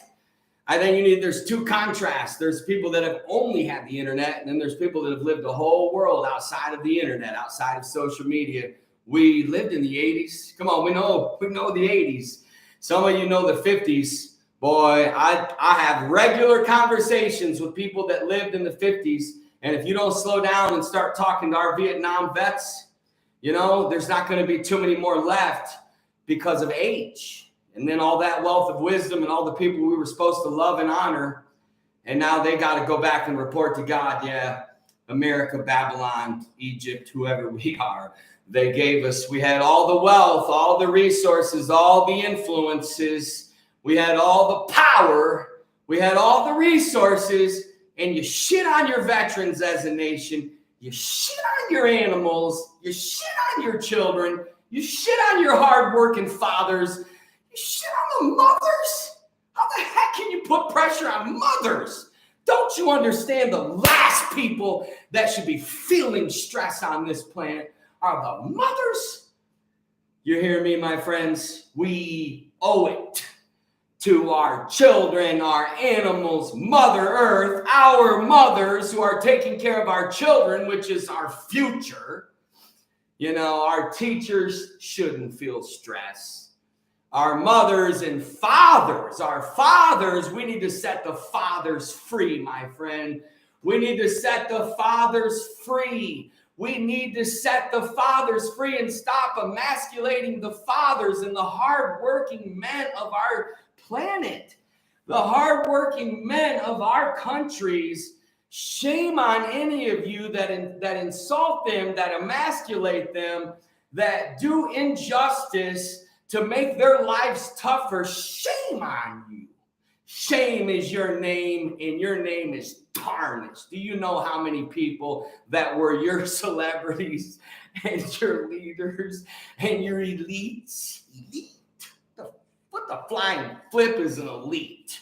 Anyways, I don't know how to talk to my friends out there in the stars and the galaxies when they come see me and say, yeah, they had elites here. It's just an eruption of laughter. It's an eruption of laughter. Why do you think UFOs go by so fast? Because they come here and they're like, whoa, whoa, whoa, whoa. They're not ready. Oh, they're not ready, Freddie. They're not ready, Freddie. Oh, my goodness. How we doing, everybody? I got to check up on my Facebook friends. I know we got my buddy Tanner here, which means it's probably Paxton and Donald and I. How's Donald? How is he? We got Debbie in the house. Debbie, how you doing? What would you guys think?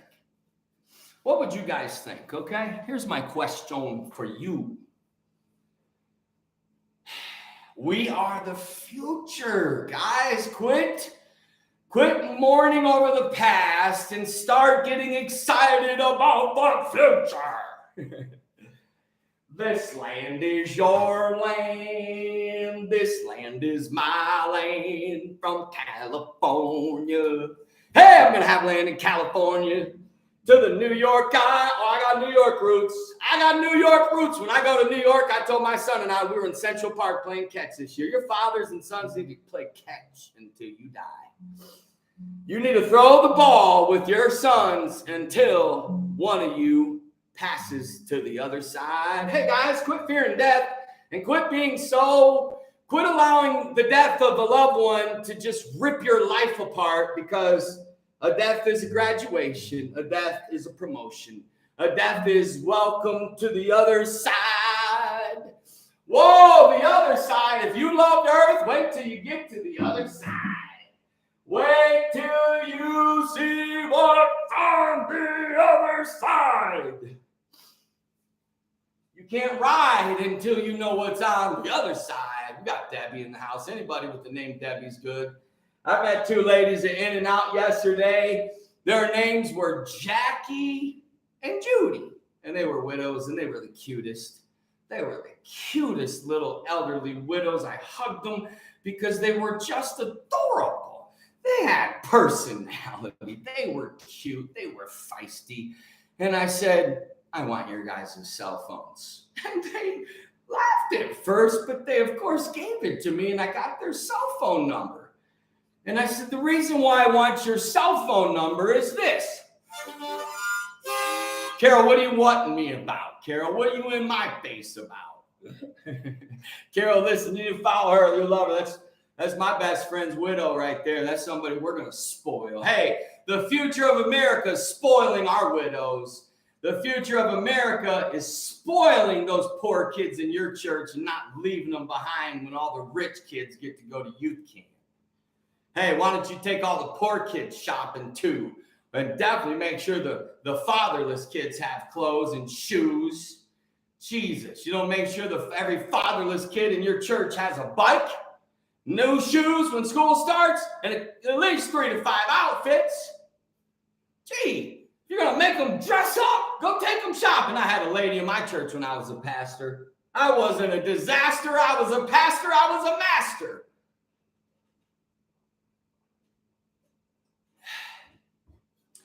See, when I'm in Phoenix, dude, we're going to actually go live.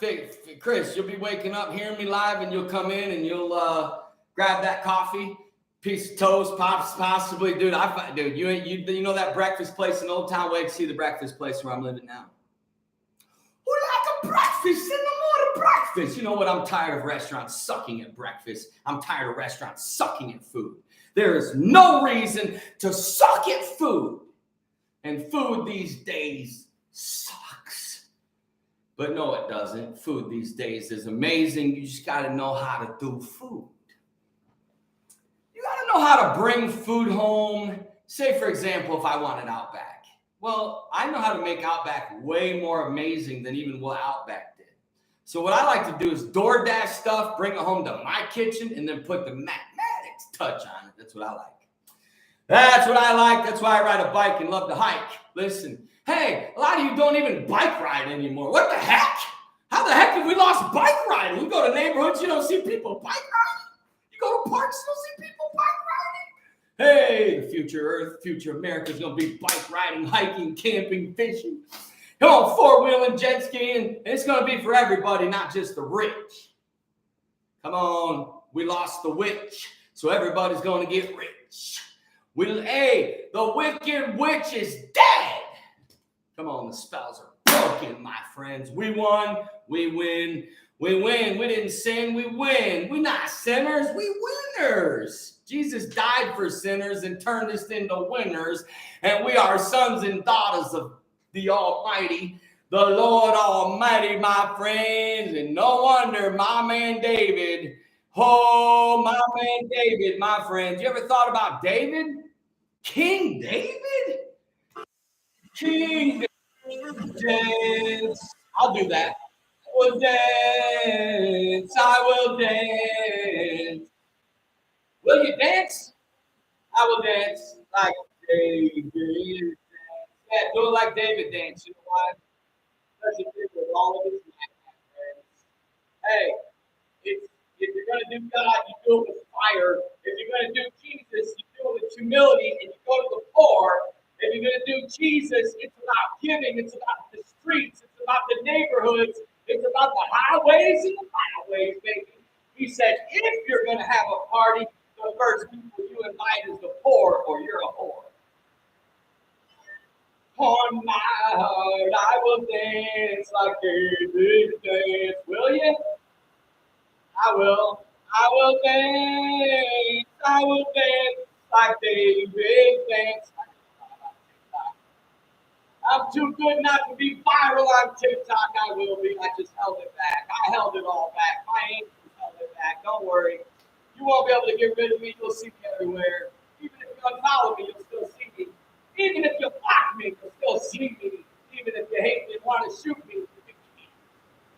They can't shoot me. They can't hex me. They can't kill me.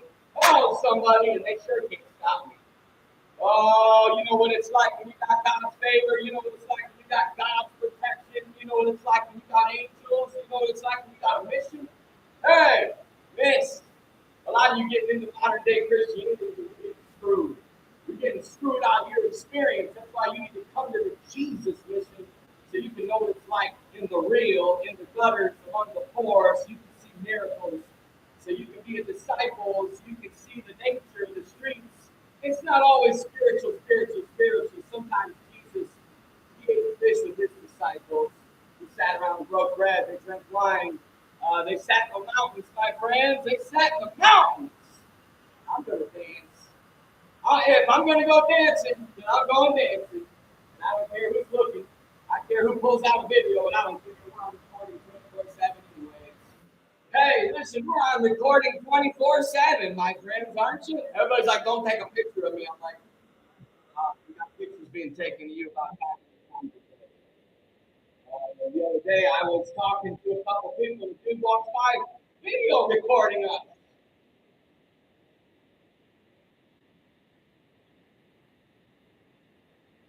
I was talking to some people around Sunset in Old Town, and the dude walks by, and he tries to discreetly me like the video. And I thought, well, they're going to have a lot of fun editing all my footage, and then they're going to laugh, and they're going to cry, and then they're going to say, dang it, we need to bless him, dang it, we need to give him media, we need to give him money, we need to give him platforms. Hey, we're about to do the keynote speaker of almost every event, my friend. It's coming. We're going to be in the streets. Hey, we're going to be having festivals like you've never seen. We're going to be in neighborhoods. We're going to go rescue the poor. Somebody said the other day, hey, 1 million people are about to be homeless. And I said, you know what? We'll go get them. We'll go heal them. We'll go feed them. If 1 million people are about to be homeless, my friends, get ready. If a miracle lets that happen, you'll never survive again. God will never bless this country again if we don't honor our veterans, if we don't honor our soldiers, if we don't restore honor our mothers and fathers, honor each other. You know, mothers and fathers need to honor their children. Police need to honor the people, and people need to honor the police.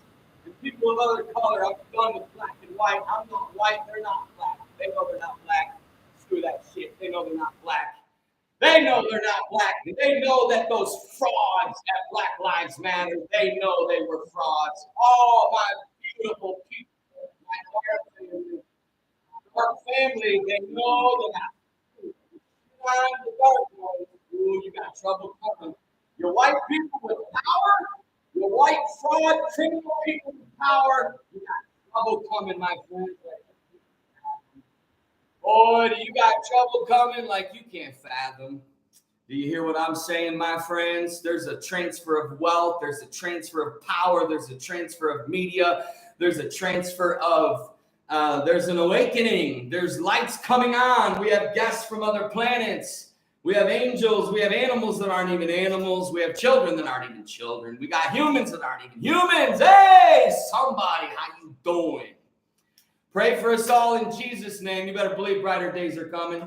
Boy, everybody I look at, Jesus said, take the gospel to every creature. You think it's Jesus' name, baptism, Holy Ghost, and repentance? Yes, it is. But you know what else more it is? It's good news, good news. How much good news do you preach? Hey, how much good news do you bring to the people you associate with? Are you a person that brings good news or bad news? Hey, the Bible even says, whose report you going to believe? Whose report will you believe, my friends? That's a great question. I'd love to know that. Whose report are you going to believe? Are you going to believe the negative? Are you going to believe the positive? Are you going to believe the good in people? Are you going to see the gold in people? Are you going to focus on the strengths? Are you going to keep looking at everybody's weaknesses because that's how much you hate yourself? You hate yourself. You only hate me because I outshine you. You only hate me because I outshine you. You don't hate me because I hate that. You don't hate me because I have a cool life. You don't hate me because I see. You don't hate me because you know weak people. It doesn't matter how weak people are.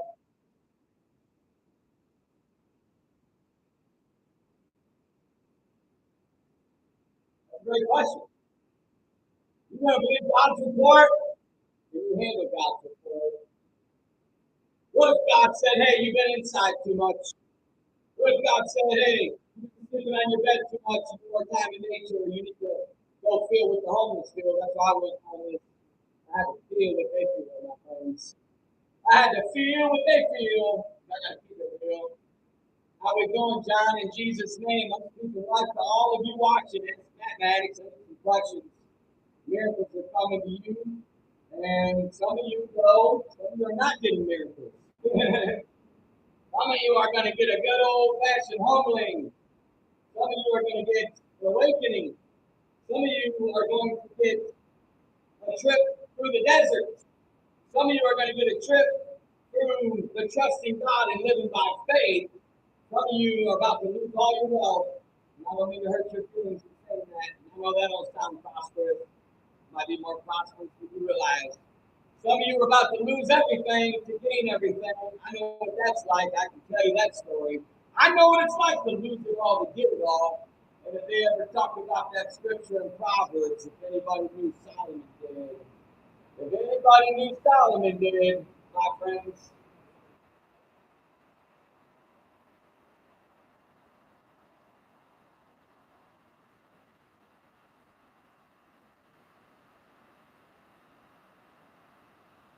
you ain't hear what I'm hearing, are you? Do you hear victory? Oh, my friends, do you hear victory? For a sad day in America, when the church service is longer than the sermon, excuse me, the message, the preaching.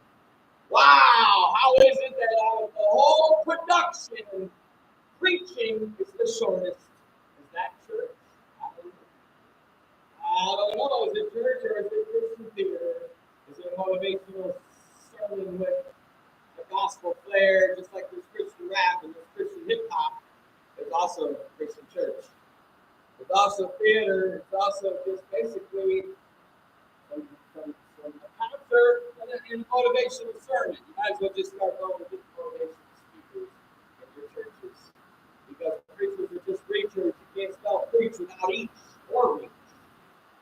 Hey, my friends, you got victory. Are you a conqueror? Do you know who you are? Do you know you're not far? Do you know it, my friends? You're a star. Hey, you don't need to be a celebrity when you're a star. You don't want to be elite when you're a star. You're not insecure when you're a star. Hey, my friends, when we sang that song as kids, Twinkle, Twinkle, Little Star, how I wonder what you are, they sing back to us. Hey, I am you. Don't worry, you're a star. You come from me. I got you. I protect you. You can see me. I got you. Yeah, you just walk out at night to take your dog to pee, but you or your dog don't stay in the grass. You don't even give your dogs enough time in the grass anymore. Wow, you don't even give your own beautiful little doggies enough time in nature, do you? No, you don't. You stay inside, your dogs stay inside, your cat isn't where it's at. Send your pets. Who's a cat lover? And ask Matt Maddix. Who's sad that I might change one of the things? I want questions. I want the rawest, realest questions. I want the most curious questions.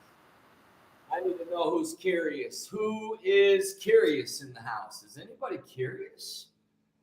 Hey, you remember that song? When you've tried everything and everything has failed, try Jesus. Because Jesus ain't weird. He was homeless. He was approachable. He was unconventional. He was giving you the secret how to do, the Bible's not a book about religion. The moment you understand that, changes your life. Hey, how you doing? Aaron says he goes out in his bare feet with his dog just now. That a boy. You doing a J out there with your doggy? Hey, you outside doing a J? I want confession. Who's doing a J this moment? If you're doing a J, yay! If you're doing a J, yay! Great job. It's freedom. You're right. God gave you independence. You're on a planet. It's a plant. I would prefer you do edibles and, cannabis tea or cannabis water. Make your own, guys. Nothing's more spiritual like making your own. I've mastered making my own. Oh, you haven't had cannabis butter until you've had Matt Maddix's. Because, boy, if you think I can cook, wait till you taste my edibles. My edibles are what you call the highest quality of the planet. Okay? You feel that way? I need to know if anybody feels this way. How you doing out here? Yeah, I grew up singing that song when you've tried everything and everything has failed because everything will fail, but nature won't fail. Nature will never fail. It will hit the nail. Nature is a teacher. Nature is a frequency. Nature is your recharge. Oh, it's sad to me how you have such a priority to recharge your phone because you can't live without your phone. You can't even shit without your phone. Hey, we're in a society that you panic. You literally, people now, I'm not joking, and I'm telling you the truth, that even if you go to the bathroom, see, they put you in rooms that even when you go to do what's normal, as in everybody does pees and poops. Okay, everybody. I'm sorry, everybody does that. Dogs do it, animals do it, fish do it, we do it. All right, Aaron. Hey, we got Esther showing up for such a time as this. Esther's in the kingdom for such a time as this. When you've tried everything and everything has failed, try Jesus. Man, are we a Christian nation? When have we been a Christian nation? What? They called us a Christian nation and they believed it, Johnny. Johnny, they called us a Christian nation and the people believed it. Oh, when you've tried everything and everything has failed, try Jesus. Aaron says he loves this guy. Aaron, that's because you got soul. You know why you love me? Because you got soul and because you're real, because you're real. Look, I got books on books up here. Here, you see one? This one's called Just Juice It. This one is something I wrote for the great Caleb Maddix when he turned 16, called Wisdom from Dad. Yeah, it's like basically here's your roadmap. Here's what you need to know, son. Bam! Here, it's forever here, though. This is what you call an ass. This is an ass set.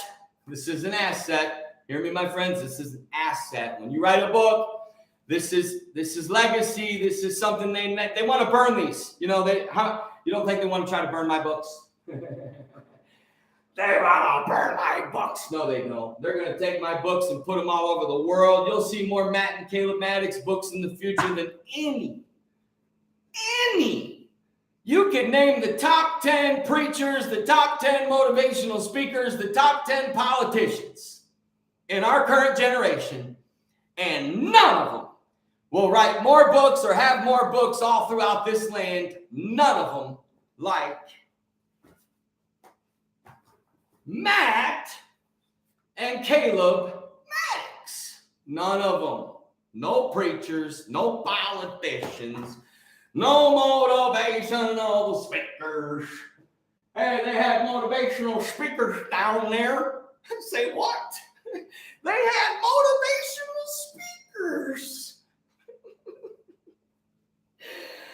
People that were born in a cosmos, in a nature, in a world of forests and mountains and valleys, and through, in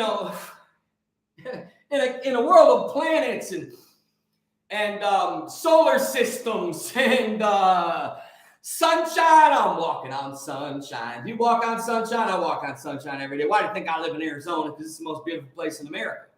My son the other day told me everything about moving to Florida. I said, nope.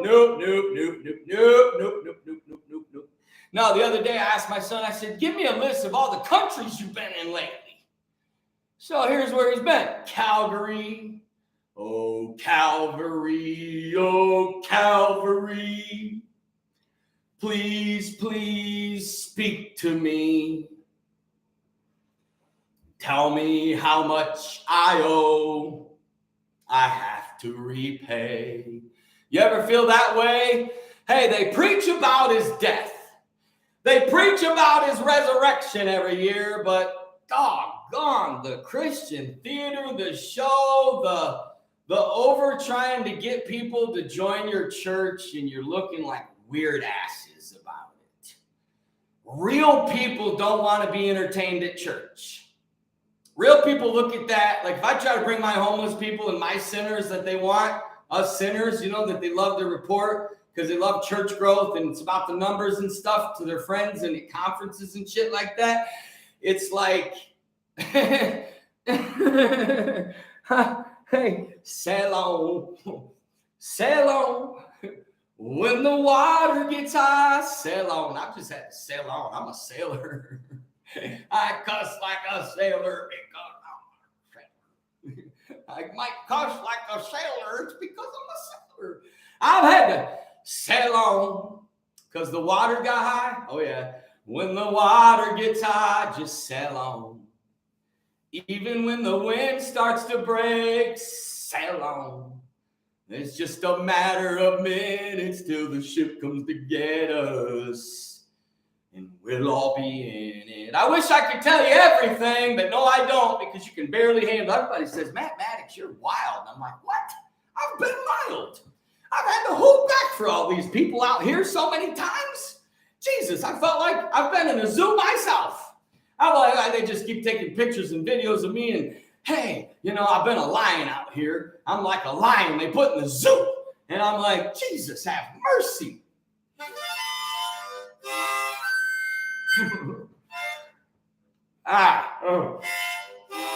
Here we go. It ain't a show. You got to go and you got to know that it's just a show.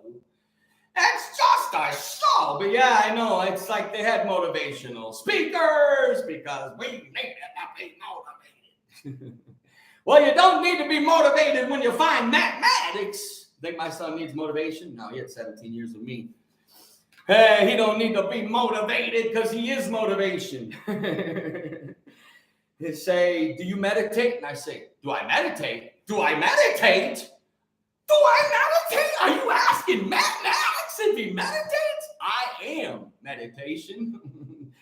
Hey, how do you meditate when you are meditation? Yes, I do meditate, though, because I'm a believer. I know I'm about to get unfollowed. I know some Christian's going to message me and tell me that this is a witchcraft, and I can't believe this is a philosophy this is what they call a New Age philosophy. Well, what the heck in cockadoo is New Age? How many New Age? I guess Easter Sunday's looking pretty New Age to me. Wow, looks pretty New Age to me. All your Easter Sunday practices are looking pretty New Age. Somebody said to me, did you have a good Easter? I said, no, I didn't. But I had an amazing Resurrection Sunday, I can tell you that. And I was 10 hours out with the homeless. I didn't wear a suit. I didn't go to a fancy restaurant. I picked up food from one, though, for a homeless. I'll tell you what I did. Here was my Sunday best. You're looking at it right here. Good old New York Yankees hat. I wore jeans on Sunday. Here. I have my little rosary. Everybody, now I get ripped for wearing a rosary. See, how can I win? I wrote a book about juicing to the Pentecostals, and I got criticized. Hey, I started trying to get Pentecostals to get healthy. You know what? I looked at Pentecost and said, hey, you got it all. I understand why you don't want us to take away your food because that's all you got left. Everything else, sin, everything else is going to send you to hell. Hey, but guess what? I wrote him a book called Just Juicy. I got sent to hell for it. I'm like, okay, well, sorry. Just trying to help you lose some weight so you feel better. You're not on 28 medications. Just trying to help you get to understand the power of fruits and vegetables. No biggie, just something that comes from the earth, from God. I'm sorry.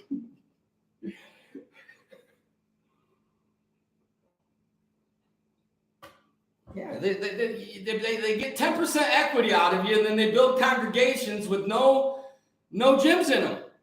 Hey, why do you have to pay a church? Why do you have to pay a gym membership? You should be able to work out at your church. What? They can't come up with an idea in their architect and planning to say, for the people, let's at least build maybe, I don't know, 10 to 15 rooms that people could sleep in if they ever lose their job or lose their mind. I don't know. I don't know what Christianity is supposed to look like out here. I don't even know what Christianity is. They say, are you a Christian? Christ in? Yeah, I've got Christ in, if that's what you mean. Am I Christians like these people out here in this show you've seen? Heck no. Just like I'm not a Republican. They say, are you a Republican? No, I don't want to be associated with that. Don't associate with me with that bullshit. That's bullshit. They're just as corrupt, evil, deceptive, judgments. You know what? Quite frankly, a lot of them, the way they've treated Democrats, that ain't Christian. That ain't American. I don't appreciate it. Those Democrats are my American family and friends.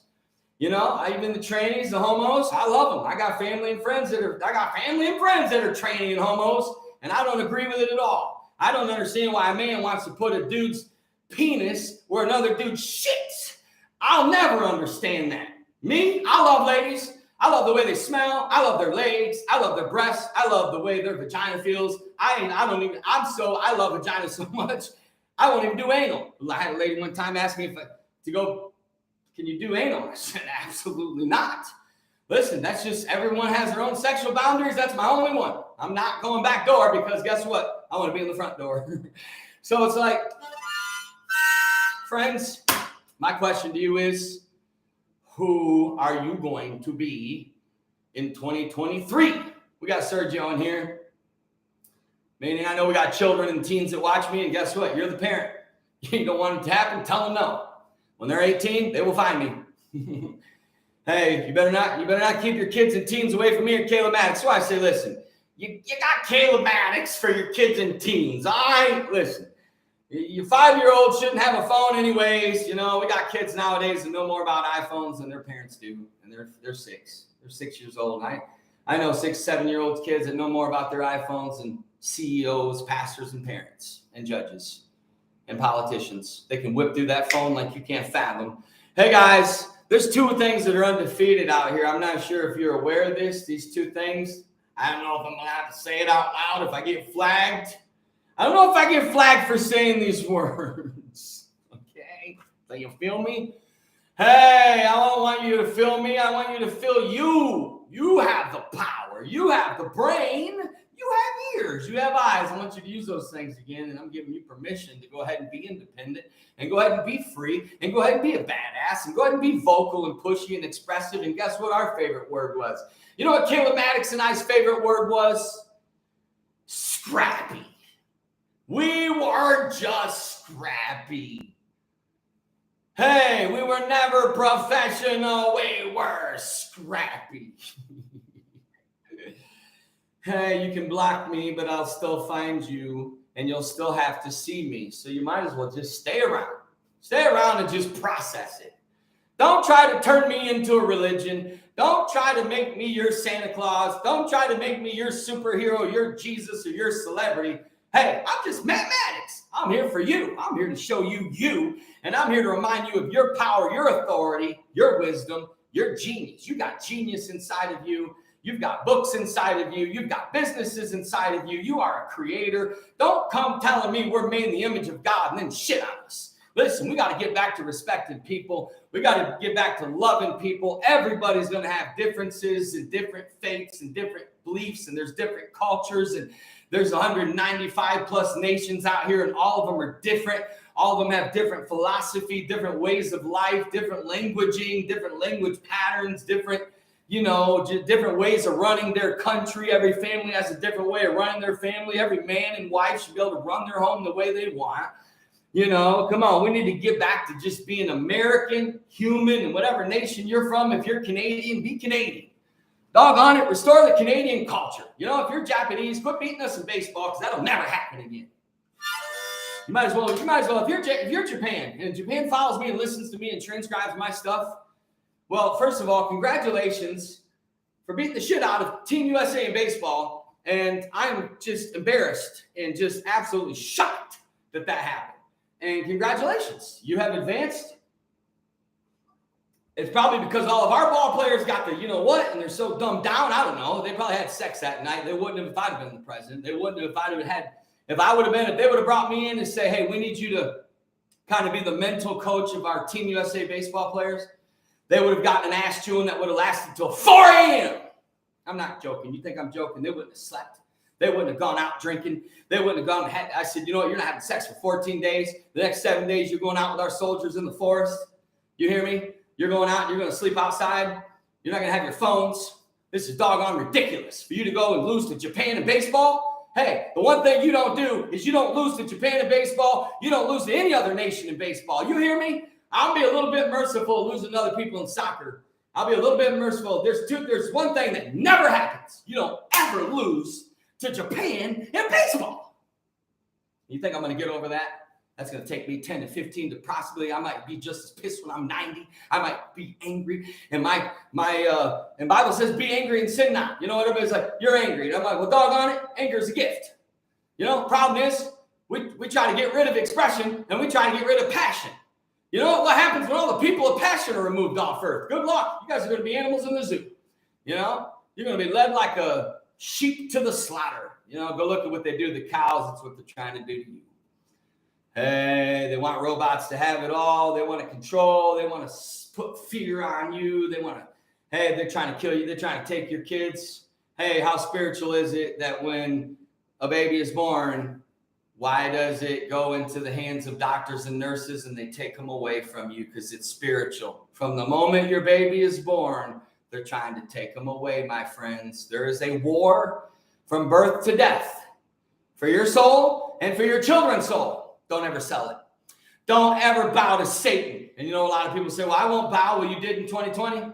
Hey, if you were saying things like social distancing, you jackasses. If any preachers in this country, and you call yourself a preacher, a disciple of Jesus Christ, and you were standing up in front of your congregations and they get 10% equity for hard work, and they give their time and money to your congregations, and they trust you with their souls, and they trust your children with your souls, and you stand up and use the same doggone language as the government, and you tell your congregations things like social distance, you're a jackass is what you are. You're not a racehorse. You're a donkey. Hey, sorry, you're literally in the wild. You're not a lion. You're a jackass. You're a jackass. If you stood up as a pastor who's supposed to protect the sheep and you use words, satanic languaging like social distance, what the flying flippity fluking. I need a song. I need something to settle me down. Maybe I should play a USA song. How about that, huh? Father, I don't ask for much. If you'll notice in my prayers, I really don't ask for much, bud. I don't ask for much. Father, me do not ask for much. How's everybody on YouTube? I look over here Instagram because I'm on YouTube and Facebook too. Hey, I've got my friend Angela on here from Texas. Texas is Exes, though. Texas is Exes. They say, oh, my exes live in Texas. You know why? Because Texas is Exes. Texas had a chance. Texas had a shot to be great. Texas had a shot to be a leader. Texas had a shot to set an example. No wonder your football teams are straight. You know what? As go your sport team, so goes your state. You know what, Texas, you guys are losing in everything. Football teams suck now. Dallas Cowboys can't win shit. And the only thing you got is Mark Cuban. Thank God you got Mark Cuban in Texas. Boy, thank God you got Mark Cuban. You got somebody that's fighting for independent medicine. That's, he's basically being a competitor to Goliath. What do they call him? They call him Little Pharma? I don't know what they call them down. They create so kind of labels down here that are just, I don't know what to say or not to say. It's like, be careful what you say, Matt. How many times have they told me to be careful what I say? Well, doggone, I've been hearing that since I was a little child from my parents. That's all I've heard from my parents and my teachers and my pastor. Be careful, be careful, be careful, be careful, be careful, be careful, be careful. Well, doggone it, we're only supposed to live once, right? Aren't we supposed to live like we're dying or frying or lying? I don't know, you tell me. When you've tried everything and everything has failed, try Jesus, because that'll work. Christ will set you free. He says, look, I'm the way, the truth, the life. He goes, when you do it with me, it's easy. Free and easy down the road I go. Yeah, you want to be free and easy, my friends? Well, I'll show you how to be free. I'll show you how to be easy. I'll show you how to love. I'll show you how to be real. I'll show you how to kind of do it the way Jesus did it, without the commercialized, westernized, modernized, Babylonian wealth of the world, Americanized Christianity, they call it. I don't know who's a Christian. Who's a Christian? Mormons, Catholics, Baptists? Or is Baptist a Christian? I don't know. They say they got branches of Christianity. Listen, even within the realms of the United Apostolic Pentecostal churches, they got branches. They got a POW, which is ready. It's the dark colored ones. Wow. This is crazy shit out here, if you ask me, the stuff they've done, even within the four walls of our churches. You're not only being dumbed down in society and school and with TV. Hey, you got dumbed down with TV. You got dumbed down with your teachers in school. Hey, by the time you get out of 16 years of school, your brains are just, you're a robot. You're a robot. You're a human robot. That's why they call you a human being. You weren't supposed to be called a human being, but because they turned you into robots, you're now a being. You were supposed to just be human, but now you're a human being because they roboted you and programmed you. That's why they call it program in TV, right? Isn't it television? Tell them a vision. Tell them a vision. Give them the vision. Tell them what you want to see, what you want to believe. Every belief you got came through TV. It came through parents. It came through preachers. It came through mother-in-laws, father-in-laws. Most of you aren't even free as an adult. You're not free to tell your own parents your truth, your mother-in-law your truth. You're not free of expression at work, at church, anywhere. Where are you free? Where are you independent? Where can you be a badass? Where can you shine and not have to be told to be quiet and have your stuff deleted? Man, I'm sad of all the stuff I've had to delete, because if you thought I was funny, shit, imagine the stuff I've deleted. And if you thought I was putting it out there strong, imagine the stuff I've had to delete, because people like, Matt, you shouldn't say, what the fuck about missing children in America. Missing children in America. That makes no sense to me. That should cause us to be radical, fanatical, wild, crazy. That should bring out swords, guns. That should bring out just the most, hey guys, we're in the wild, so let's go to the wild. You know what they do in the wild? Has anybody, you've been in houses, you've been in cars, you've been in office buildings, you've been in church buildings. All they do is keep you inside, because they keep you inside, right? Because they don't want you powerful. They want you controlled. They want you afraid. You're so afraid that you're afraid of God. That's why you're so obedient at church, because you think you're going to earn God's approval. You think you're going to get God to love you more and bless you more. God's going to bless you more if you do more for your church, or if you keep more rules, or if you don't do this. And all of a sudden God's now smiling, when all along God was smiling, saying, that's my boy, that's my girl. I love her. I got a kingdom inside of her. I have gold inside of her. God looks down at you and he sees his investment.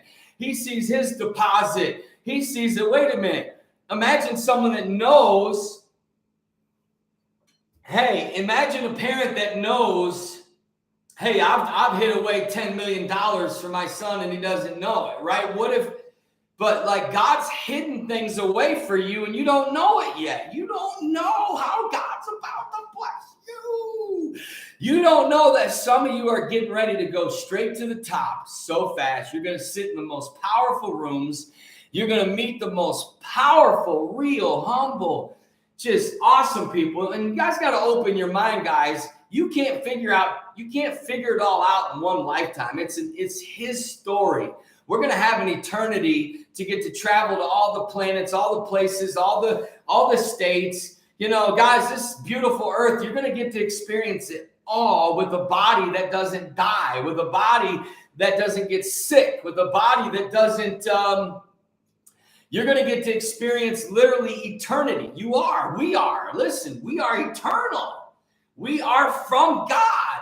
Like, there is literally nothing to fear. The only thing you should be afraid of is fear, because fear is queer. Fear is queer, my friends.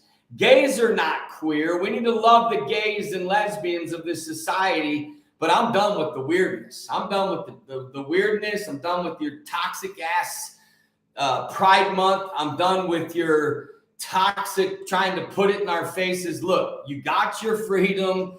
You got your sexual freedom. You're a grown ass adult. If you want to go be a lesbian, be it, and just be honest about it and be a good human.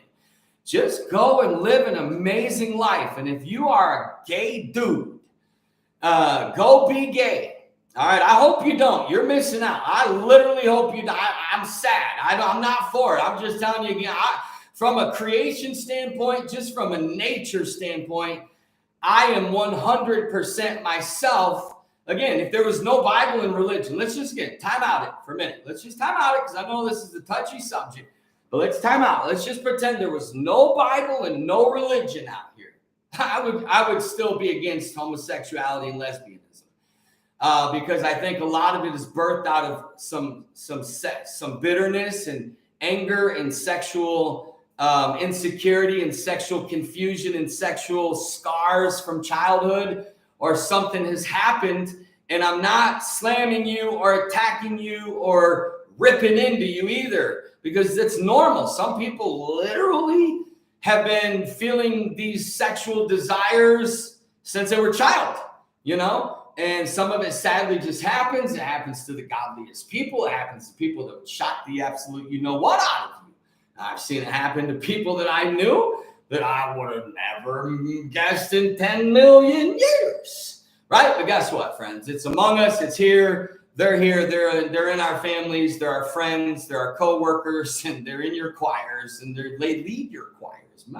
Probably 80 to 90% of choir directors, they're gay. They gay. Listen, I love them, but they gay. They may not act on it, but they gay. They may have to fight off thoughts, but not all of them. I shouldn't say 80 to 90%. I'd say maybe 50%. But look, guys, it all comes down to honesty and truth and integrity, right? But if there was no Bible and no religion, I would be vehemently against homosexuality and lesbianism, but not in a hateful way, not in a judgmental way.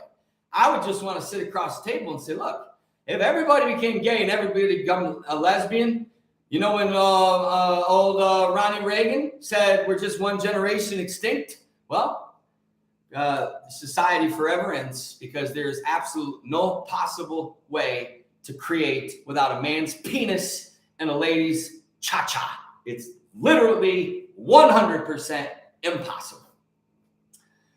A man's sperm and a lady's cha-cha must happen to create life. Unless, they're creating robots, they're creating clones, they're creating all this stuff nowadays. That's why Bible says, be wise as a serpent, harmless as a dove, because you just don't know who's walking among you. You don't really know who you're meeting. You don't really know who just showed up in your church.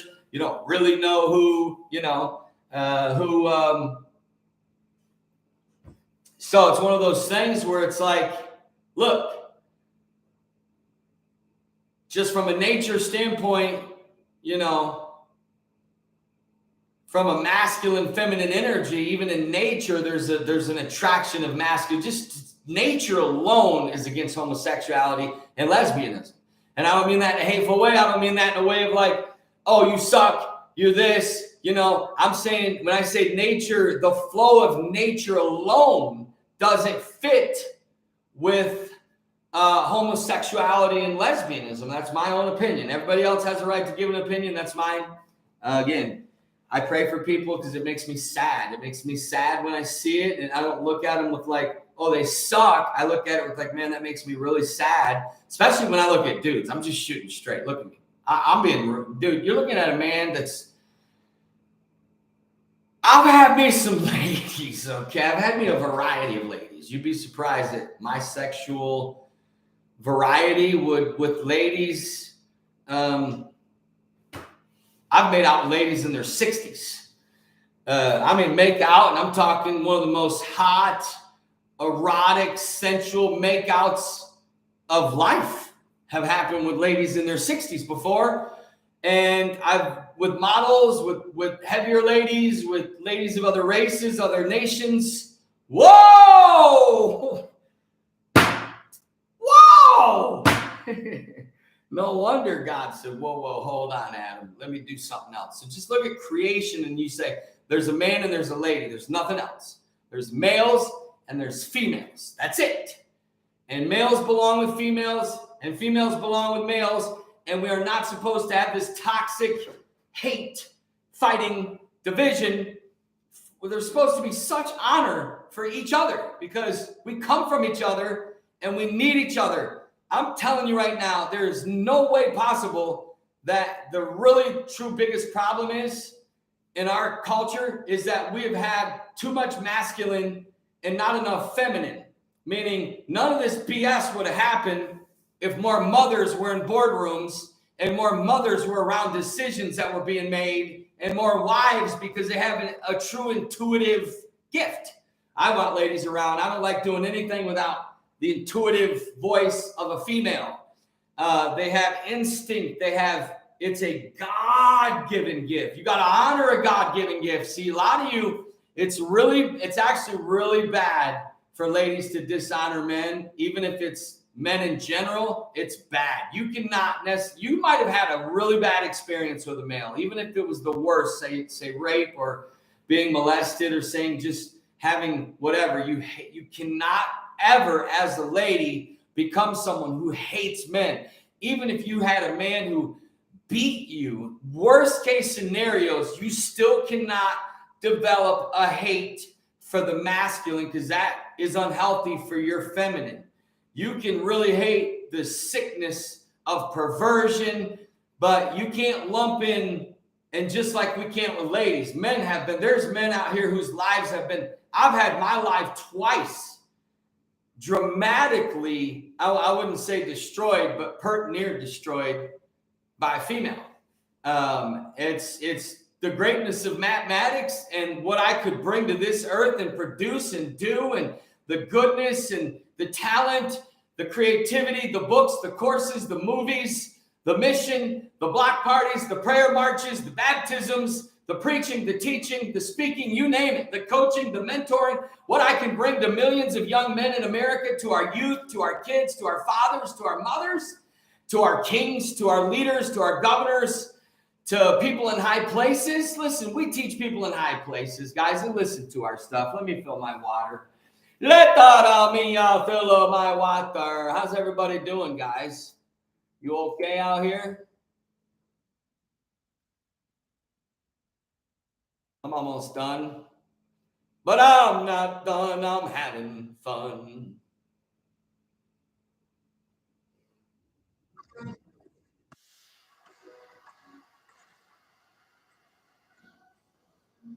Get your guitar. You're not far.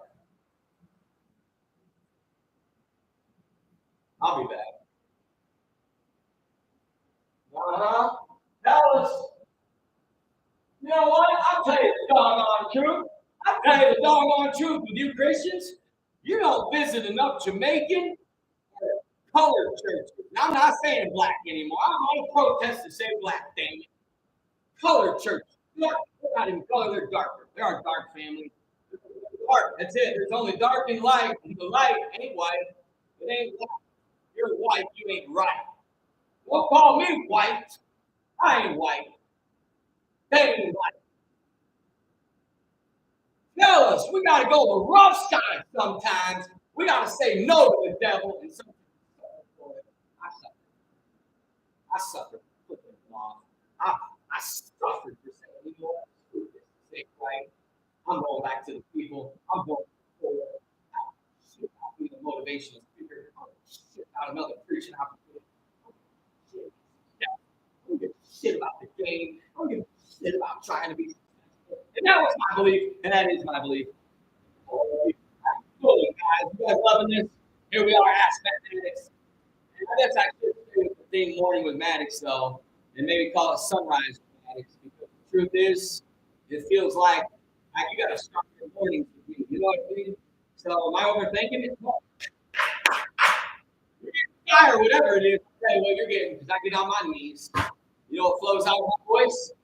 Holy Ghost fire, God fire. Oh, somebody, it's called the anointing. It's called the wisdom of God flows through the kingdom of God. When you got a kingdom in you, come from a kingdom, you're royal, and you're chosen. Tried to make it on my own. I couldn't. I tried to succeed and realized I just needed to serve. Hey, it's not about success, it's about serving, baby. Hey, when you get to the top, you go get the people. You go heal, you go love, you get the good life, you go get the good life. God told Abraham, he said, hey, I'm going to bless you, Bubba. I'm going to bless you. I'm going to bless you, bro. But you're going to be a blessing. A lot of you got blessed. You didn't bless. Yeah, you got blessed. But you didn't bless.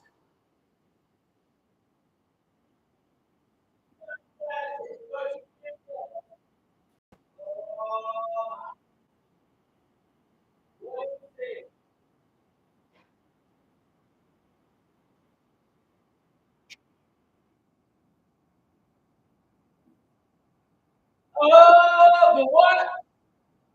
Mountain.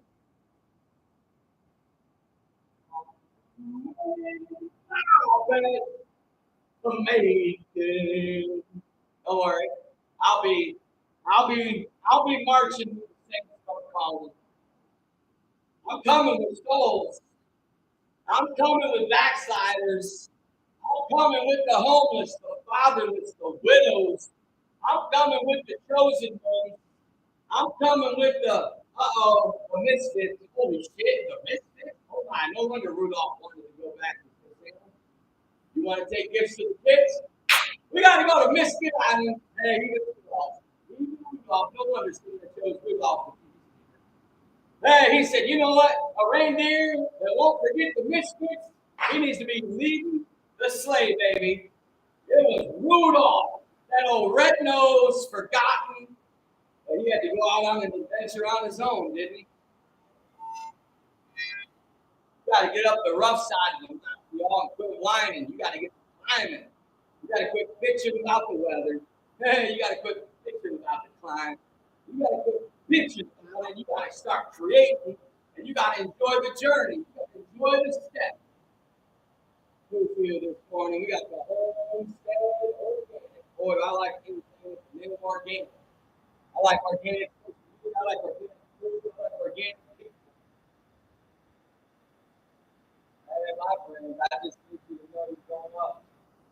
You're going up the rough side of the mountain, but you're going up it.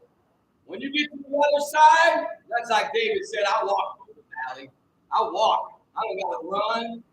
You put me in that valley, and I'm going to walk, and I'm going to look around. I'll be like, all right. I ain't going to fear no evil while I'm down here. I'm going to enjoy the valley like I enjoyed the mountain. Hey, I fed the poor when I lost my mind. I fed the poor when I was broke. I fed the poor when I was confused. I took care of them when I was lost. I took care of them when I was defeated, out of energy. Didn't have a car, didn't have a home myself. Sometimes you have a you all coming down to the Jesus mission. That's all I have. I go over there and I said, I need to lift this truck. They said, oh, how many you need? I needed two. And I go and I drive down. It cost me about $60. Drive down there, my friend. Whatever it takes mentality. You got to know the poor to be able to lead them. You got to know the people to be able to. Hey, why did Moses say, you know what? I'd rather suffer with the people of God than to enjoy this, because he saw enough himself. And there's going to come a time, my friend, every warrior will see enough. Every warrior will have enough. Every leader will have enough. Every man will have enough. Come on, somebody. There's a fighter in us. There's a warrior in us. There's God in us. Whoa. Hey, ha, ho, God in. That's what we sang. Jesus on the inside. He's working on the outside. What? Oh, what a change in my life. What a change. You don't know it, though. You don't show it. If you know it, what do they say? If you're happy and you know it, clap your hands. Yeah, and then they want them down. If you're happy and you know it, then what? Your face will surely show it. If you're happy and you know what? Well, don't judge people that ain't happy. Go make them happy. Take them to dinner. Hey, how many people took me to dinner when I was a sinner? Not too many, so you're not getting in my books, you crooks. Hey, they don't want me on their stage. I remember that. They didn't invite me. They didn't give me a seat at the table. I'm going to remember this. Everybody wants to be your friend when you're on top of that mountain, don't they? Everybody wants to be your friend when you're famous. Everybody wants to be your friend when you got a name. Everybody wants to be your friend when you're hanging with so-and-so. You know, I guess I don't know who I hung with. I don't even remember who I hung with. They hung with me. That's all I know. Me and Matt Maddix walk out. We'd smile. We'd have a humble smirk. Hey, you don't know power till you know humble smirks.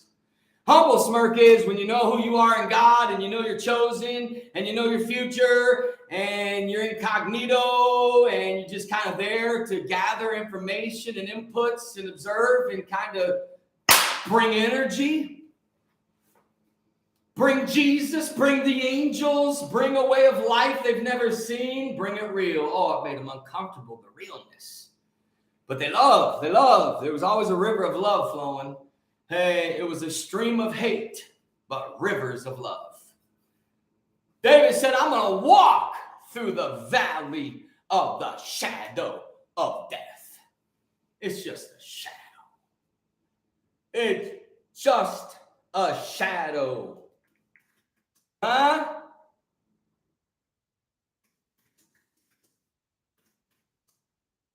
How we doing, everybody? How you doing? It's only 9:29 here.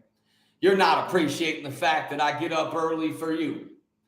And I give up my mornings for you. This is not for me. This is for you. This is for your children. This is for your teenagers. This is for pastors who are not disasters, who want to become masters. All I need is pastors who want to become masters. Man, I tell you what I vision and fantasize.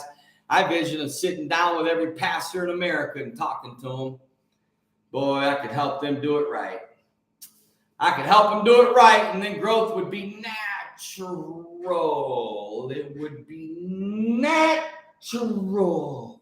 It's the super, hey, Jesus is what he would do. He'd be like, it's supernatural. It's super easy, super simple.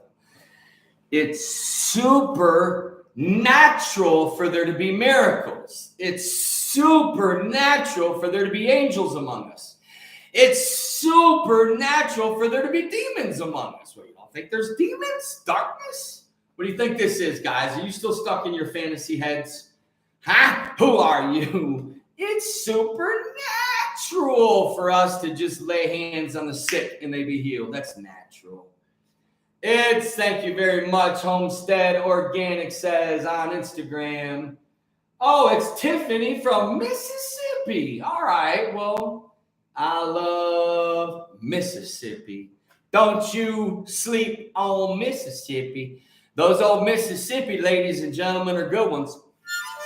Anybody I've met from Mississippi? Boy, I haven't met anybody bad out of Mississippi. Maybe one. I remember a preacher who was from Mississippi. Even when I was preaching, he was in a forum ripping me all the time. I'm like, man, you don't know me. You need to come eat with me. You need to come buy me some meal. Hey, Jesus ate with sinners, so if you consider me a sinner, why aren't you eating with me? Come on, my friends. I put you in a corner you can't get out of. Meaning they're going to have to face what they've done to the people. They're going to have to face it. It's called Dark Night of the Soul. It's called Awakening. It's called Holy Jesus. It's called, wait a minute. It's called, did this really just happen? It's called, who are we? What are we? When are we? Who are we? Why are we? Why are we? Anybody want to know? Anybody want to know why are we? Does anybody want to know why? Oh, the Bible Belt. It ain't even about the Bible Belt. It's about the South. It's about the South because they got a mouth. No, I love the people of the South. I love people of Mississippi, Louisiana, Alabama, Tennessee. But I love people of West Virginia. Who's my Southern friends and family in America? Hey, other countries don't have the South. Other countries don't have Boston and New York. Hey, other countries, no other country that has variety like we do they? And we're not the best. We're not the best. We're just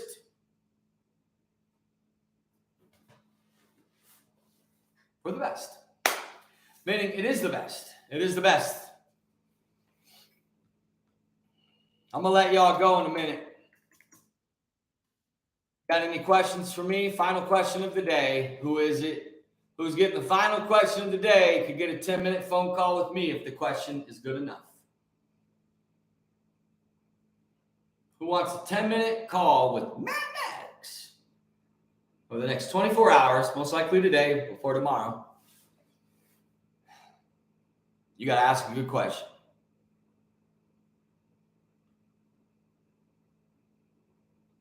I mean, I told every pastor that told their church to social distance and mask up. They you use those words in a congregation in a church where you're supposed to watch for the souls.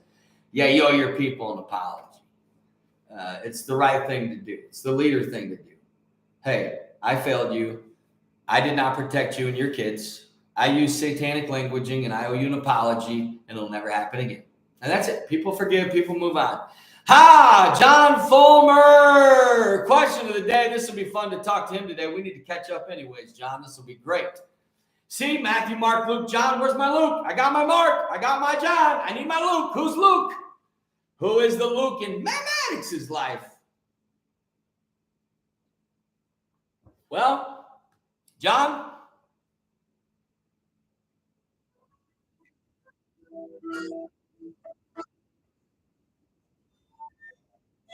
Everybody on Instagram, everybody on YouTube. You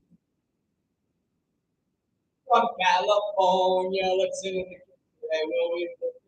Kids, forest, off street water. So how often are you in the forest and how often are you in the water? How often are you in water? How often do you drink water? How often do you drink water? How often in your gratitude are you grateful for water? Water, water, water. I saw below me a golden valley. Come on, everybody. Do it right. Don't do it wrong. Sing the song. And if you do it wrong, get to repent every day. Every day is a new day. Today's the first day of the rest of your life. And John Palmer, final question of the day for Ask Matt was, how do we get people to see that they are the church?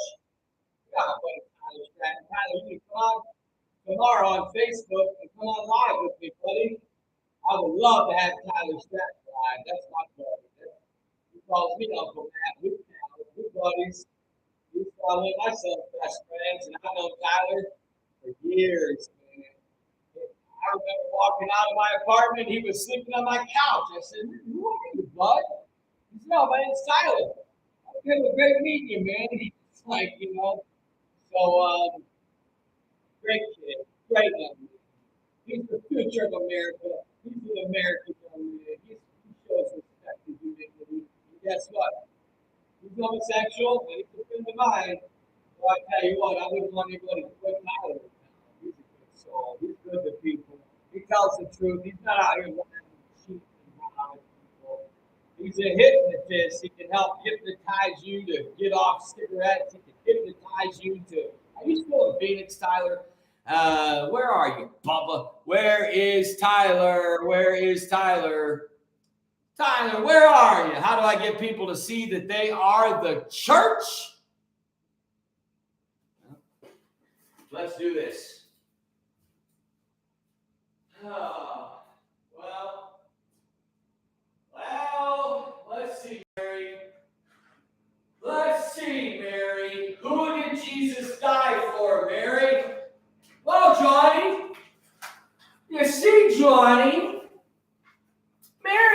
died for the whole world. He's got the whole world in his hands.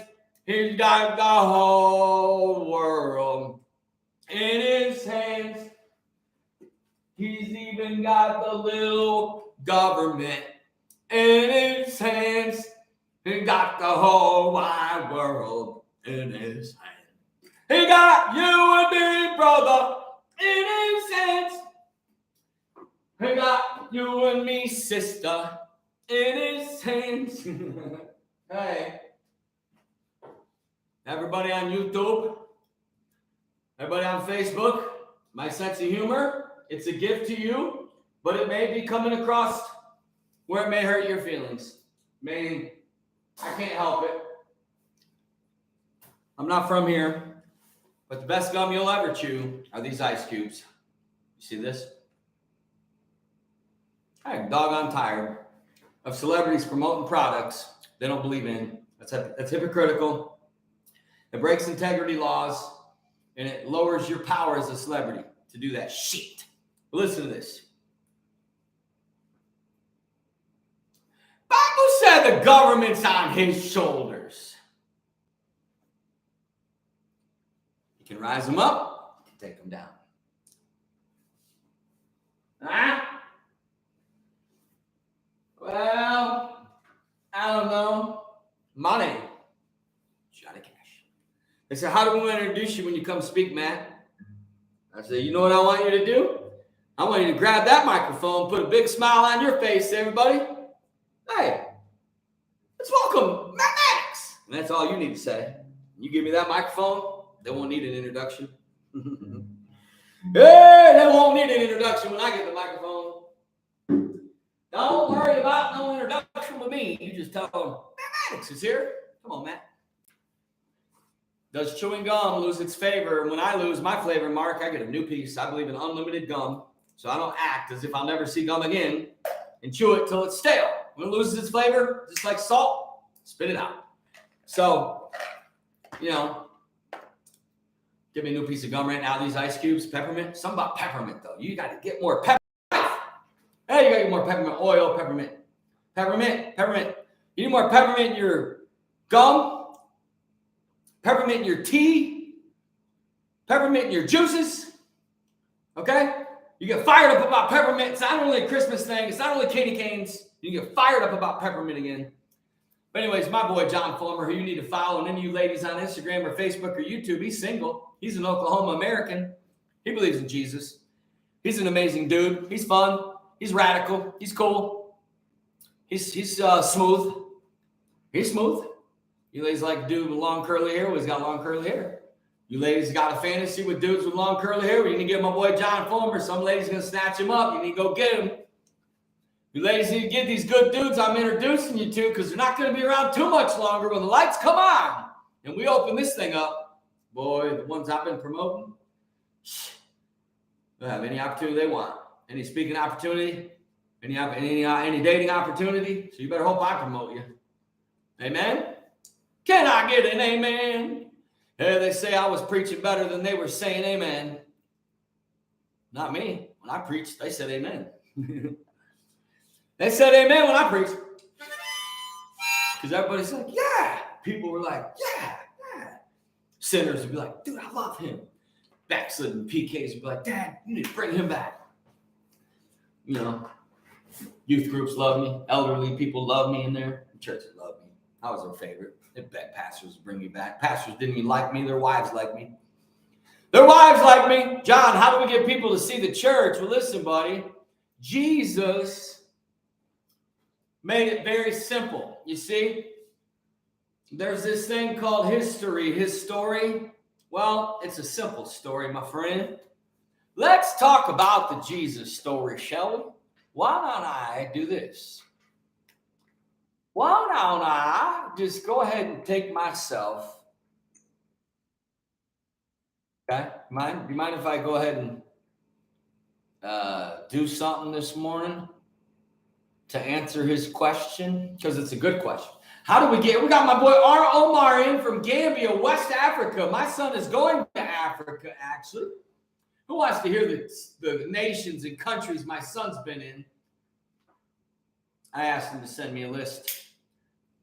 And quite frankly, I texted him this morning after seeing the list, and I said, well, I'm so grateful I don't see China on that list. He laughed so hard. You know, I'm not going to chew my gum on you, but I'm a gum chewer. You gum chewer? Everybody said, well, that's not good for you, Matt. Well, don't tell me that. I don't want to hear it. You know, and I don't want to hear it. Everything is not good for us down here, isn't it? Am I right? Tell me if I'm right. Tell me if I'm right.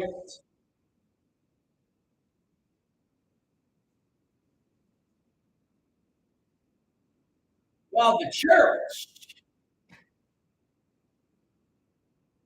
the church, the church, my friends, the church. What and who is the church? Where is the church? What is the church?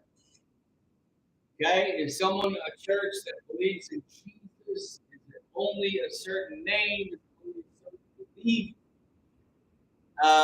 What is it, my friends? You tell me what it is, okay? I need to know. Oh, down from his glory. Ever living story. My God and Savior King. Think about it. And what?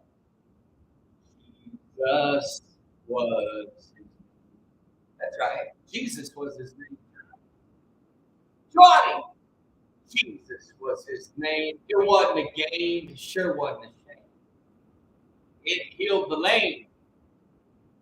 He came down from glory, John. He stepped out of his own realm. He stepped out of the heavens. He stepped out of the cosmos. And he came down and he became a man for us, for you, for humanity. Because he knew that Satan was after every soul to steal, kill, and destroy. He knows what Satan's been doing for fathers, mothers, children, babies, animals, nature. It's been torture. It's been evil. It's been corrupt. It's been brutal.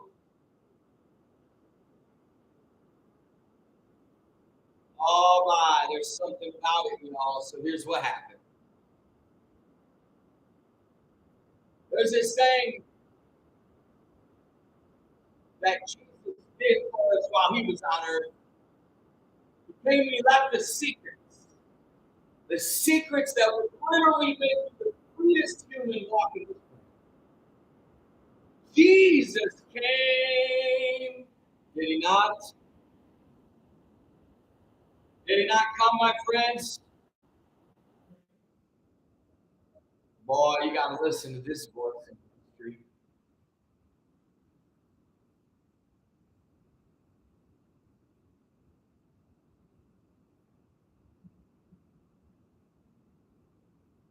The love of Jesus. Does anybody know the love of Jesus? We don't know.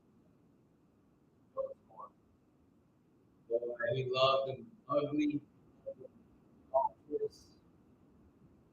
Sweetest name I've ever known. It reaches deeper.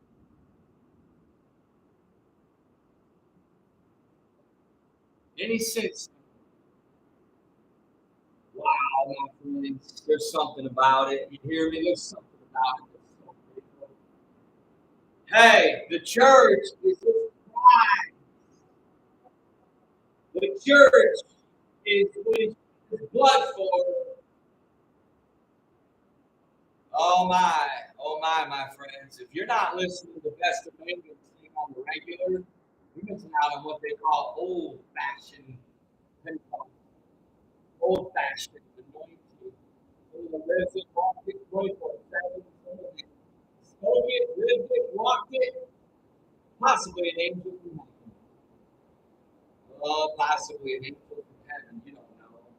You don't know. We got stars showing up. I told you you were a star, my friends.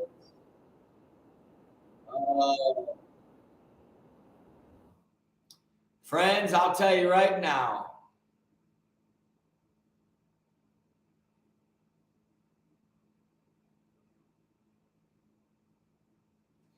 How do we get people to see through the church, John, is understanding the real Jesus story, bud.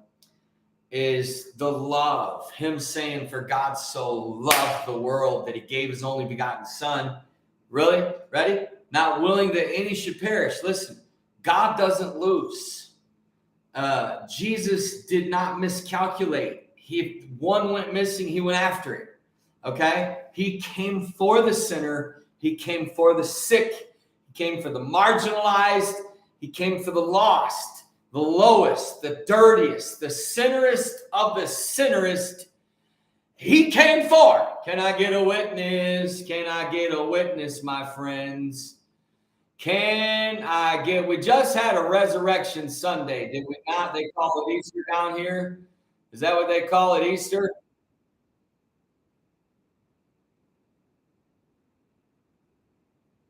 Remember that song, Because He Lives? Jesus came. He died. The rest. Hey, it's finished. It's finished. It's finished. God even said all souls are mine, saith the Lord. You don't mess with God's children. Hey, God doesn't. Hey, you think God lives Caleb Maddix?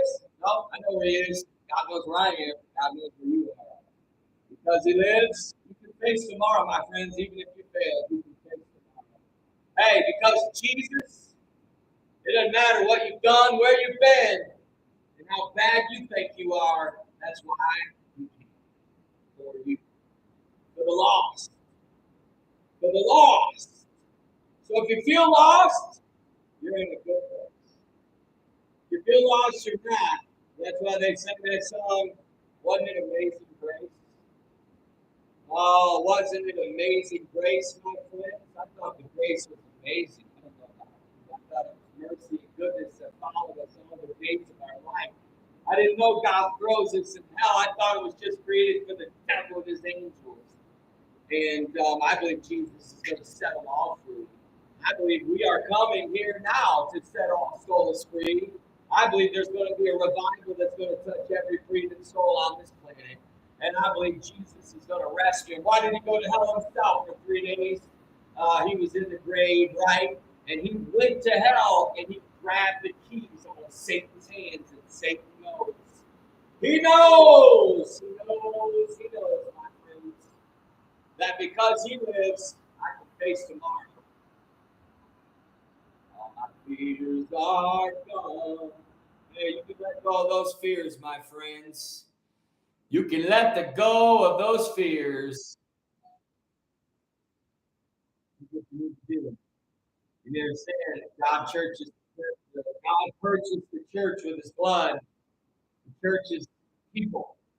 It's not a building, it's not a name. It's not a name of an organization. It's not the name of a religious belief. It'll never be that. The church will never be a building. That's just a building. How many churches have been turned into restaurants or buildings? If it was really the house of God, they would have never done it. They would have never tore it down. If it was really the house of God, they wouldn't do the things they do in there, and they know it. These are corporate buildings. Okay, these are no different. They're built similar to theater and movie theaters, and take your burdens to the Lord. Leave it there. Leave it there, my friends. Just leave it there, okay? We'll be all right. You'll be all right. You know what? The church is you. You are the church. You are the tribe. You are the children. You are what he died for. And if you're a sinner, you're a winner. Because that's who he loved, and that's who he ate with. And that's why he put his arms on that cross. And that's why he said, Father, if it's possible, let this cup pass from me. Not my will, but yours. Have you ever had to pray that kind of prayer? I've had it. I've had to crush my will. Give it up, my friends. You hear me? So the church is you. Jesus. Here, for example, my family member right here, my niece, her cousin, rock and roll. What an amazing soul she is. So proud of you. She jumped out here, and we're family. I'm proud of her. And one day we were talking, she doesn't believe in Jesus. You guys are not really. Hold on a second.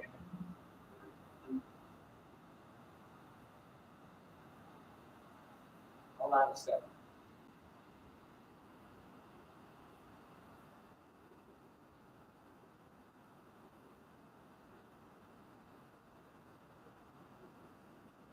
Oh, I miss you. I'll be home soon. I'll be home soon. You know I will. I'll be home soon. Matt Maddix will always come home. I'll always come home, y'all. I'm a homeboy. Hey, homeboys always come home.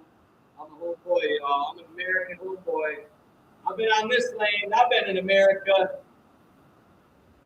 I'll tell you how long I've been an American. 17,365 days I've been an American.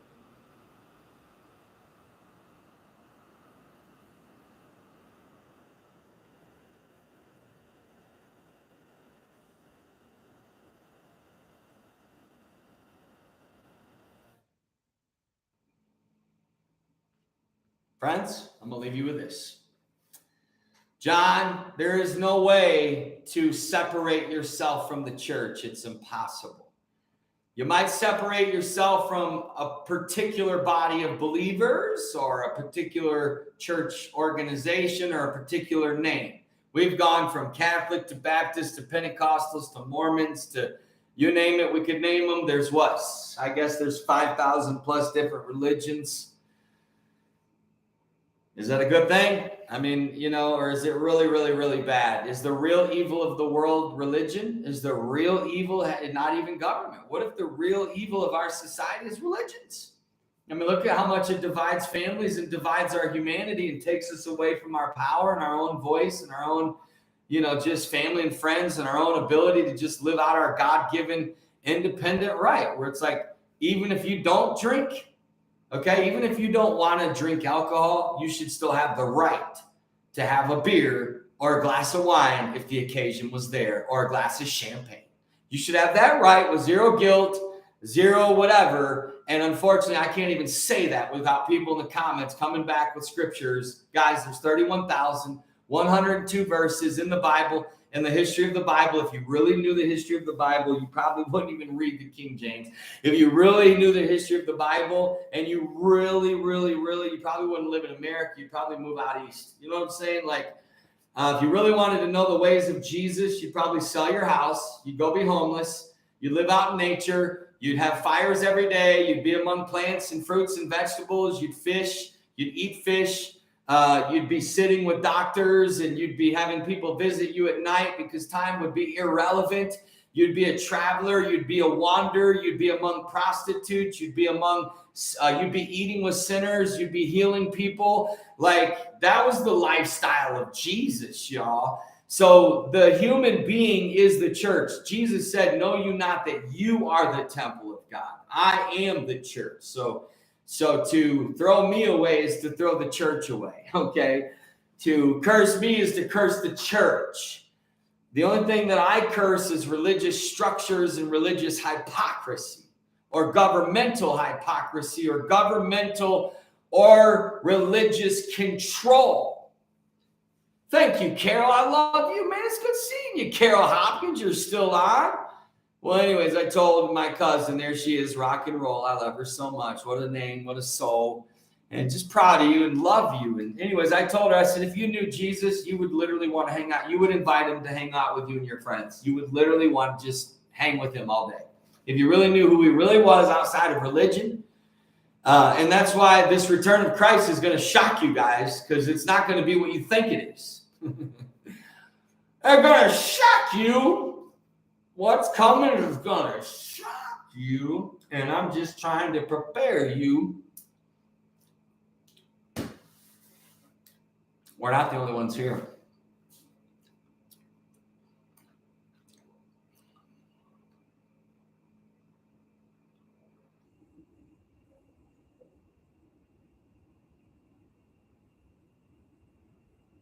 This is my feeling.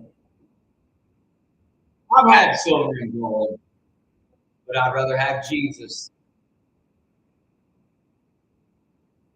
Then what? Then which is untold. I would. I would not do it. Look at Mark, you're in Phoenix already? Well, your hotel. Wow, this blows my mind. Mark, as Sandy was waking up, it was one of the funniest chats. I think we're at the phone about 2 hours, hour and a half. Great chat. They're here. Hey, bro. Hey, my friend Mark and Sandy, they're called backsliders. They call them backsliders. They're chosen. They've been here 3 times. Some of my preachers. You can't come. You can't even post on Twitter that you're here with me. If you know you get in trouble, you get called by your pastor. Say, what are you doing? What are you doing hanging out with Matt Maddix? And you would say to your pastor, why don't you come hang with him? He'll change your life, pastor. Come with me. I'm going to follow you. Follow Christ. Come on, somebody. You got to set yourself free from all the control and all the fear. All the control and all the fear will keep Jesus. Hey, you get rid of all the control and all the fear, and you'll have Jesus near. Can I get a witness? You will literally have Jesus near if you get rid of the control and the fear. Hey, you want to unpack Jesus? You want to unpack your Christmas present? You want me to give you your gift, the gift of eternal life, the gift of the Holy Ghost, the gift of grace, the gift of mercy. Mercy. Ah, no wonder they sang Amazing Grace, how sweet the sound. I once was lost, but now I'm found. You guys keep calling me lost when I'm found. You keep calling me blind when I actually see. Boy, who's really lost and who's really blind? All I know is the future's amazing, the future's fun, the future's nature, the future's are celebrations and parties and music and live music and meetups and fireside chats and mountain walks and cruises. Who wants to go on a cruise? Hey, say I don't have my own cruise line. Say I don't have my own cruise ship. Hey, we're going to take a trip on that good old gospel ship. What do you guys think when God puts wealth in my hands? What do you think's going to happen? Huh? Hey, what do you think's going to happen? What do you think's going to happen, y'all? Because it's minutes away, minutes, so close, you don't know what's coming. Listen, we're going to take a trip. You are in the good old gospel ship. You're going sailing far beyond the sky. We're going to have a meetup, y'all. It's going to be a meetup of the ages, a reunion of the ancestors, a reunion even with all of your animals, everything you've ever loved and held dear in this lifetime, guys. You came to earth because you were trusted. You suffered because you were trusted, not because you were being punished. You failed because you had to fail. You had to go through what you went through, even the failures, even the losses you had to. You had to, because you're going to get to the end of it all and you're going to find out and you're going to say, you know what? It actually all worked out.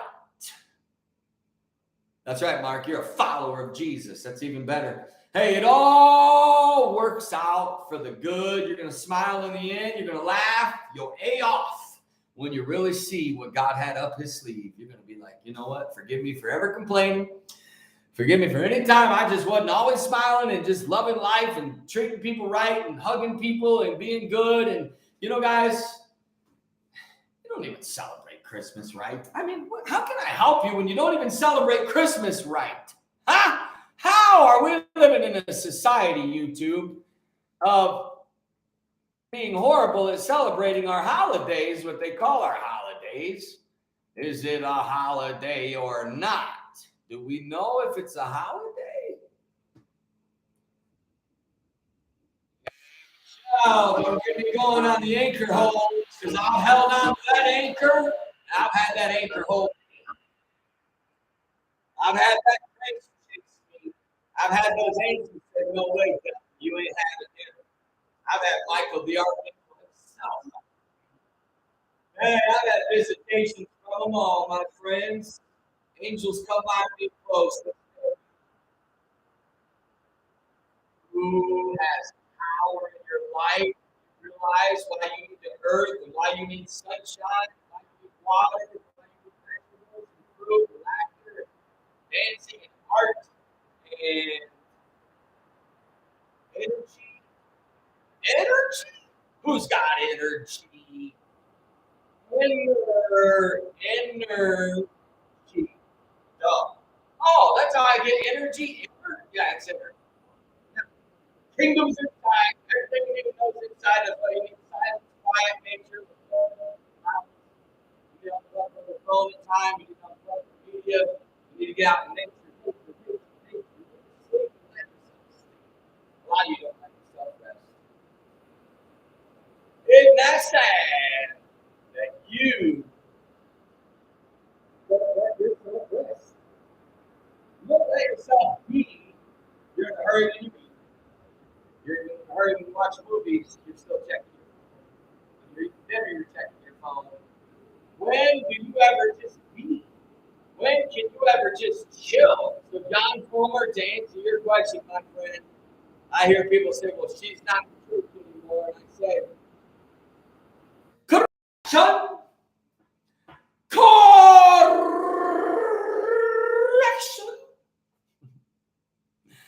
I must to stop you right there. Did you just tell me that they are not in church anymore? Did I hear what I just thought I heard? Or are you a bird or a nerd? If I heard what I just heard, you're a nerd. Nerds are not the one with glasses. Nerds are the ones who don't realize they have freedom. They have freedom, so they're not free because they're dumb, right? These are the people, the nerds of society. The real ones with mental illness are not what you think.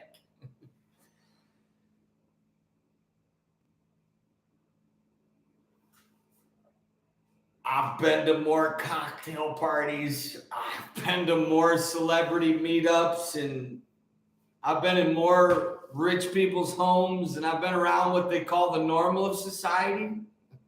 I stand there. For me, it's a movie. For me, it's entertainment. For me, it's observation. I am a person who is the happiest human on earth when I am either people watching at an event, in a restaurant. Anytime I'm among people, I'm lost in the deep observation of just the uniqueness of conversations.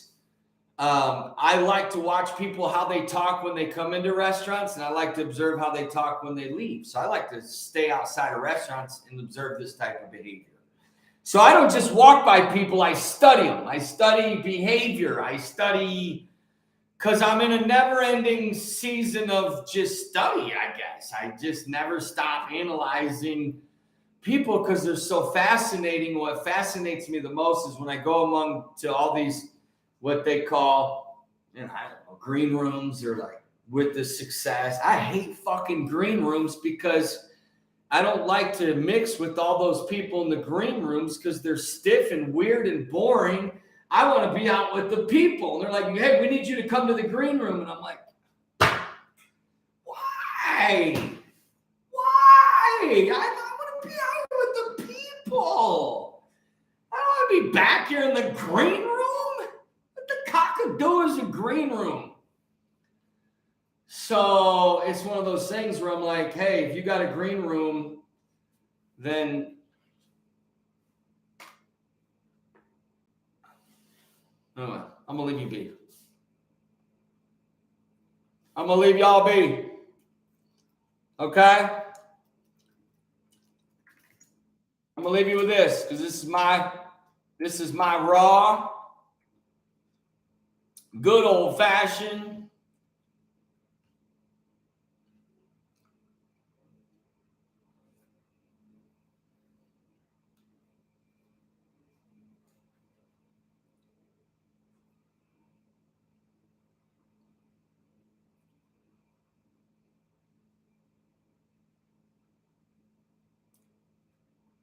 thanks for watching. You know, it's not hard, it's easy. It's not long, it's short. Okay?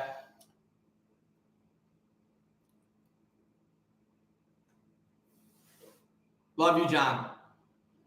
Yeah, you are the church. The building, you are more of the church than the building will ever be. You are more of the church than a religious name will ever be. You are more, you can't be out of the church because you are the church. God does not leave your body. I didn't lose the Holy Ghost when they said I backslid. Think I lost the Holy Ghost? You're a ghost. You're a ghost if you think I lost the Holy Ghost. You're a ghost.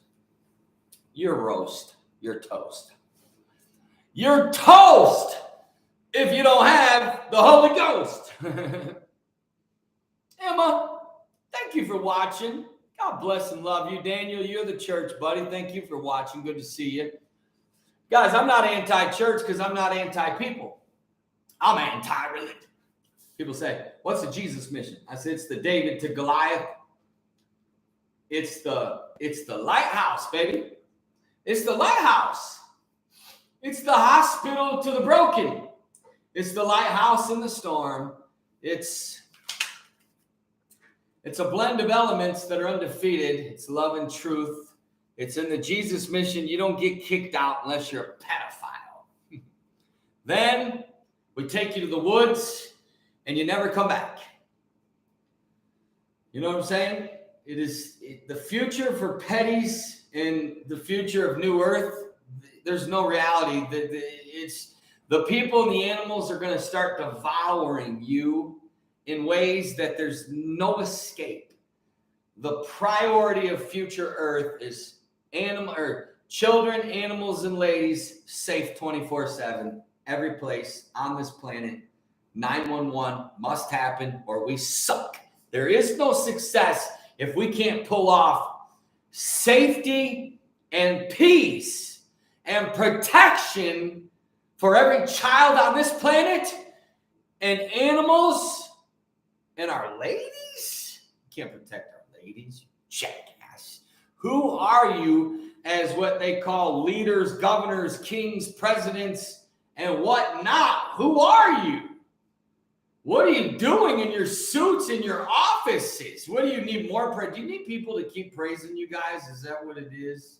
What do you guys need now? I don't know what y'all need anymore. Why do you have to keep abusing the people you're supposed to be serving?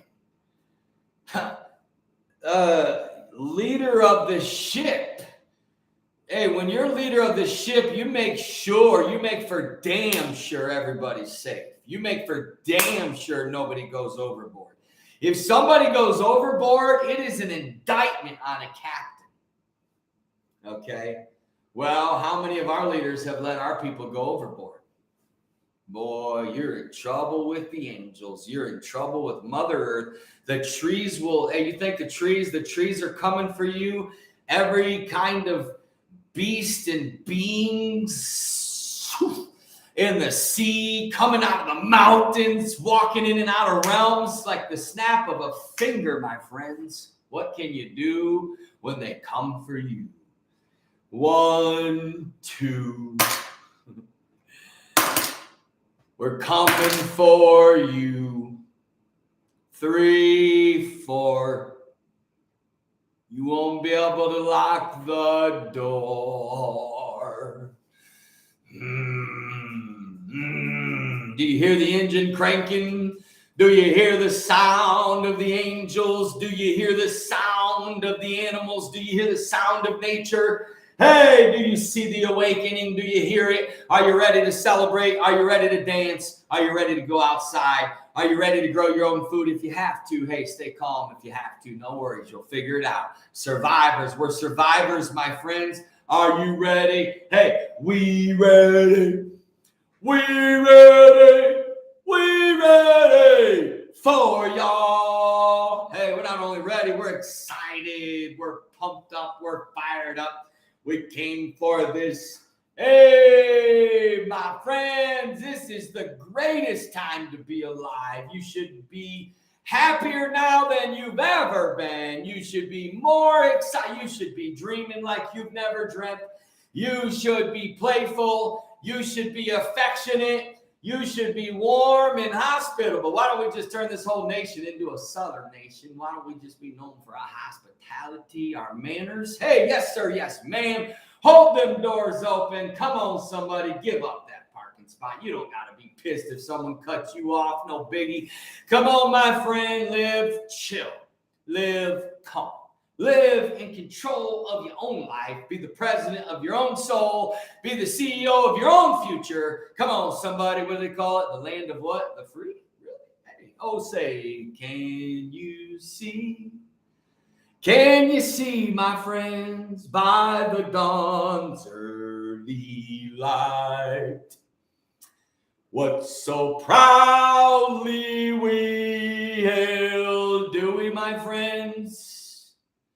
Do we? Does anybody look at the flag and still get chills?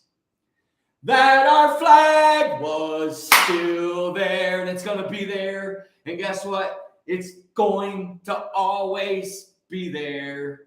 You remember that, my friends. You remember. Hey, it's not only the stripes, but it's the stars. Hey, it's the stars.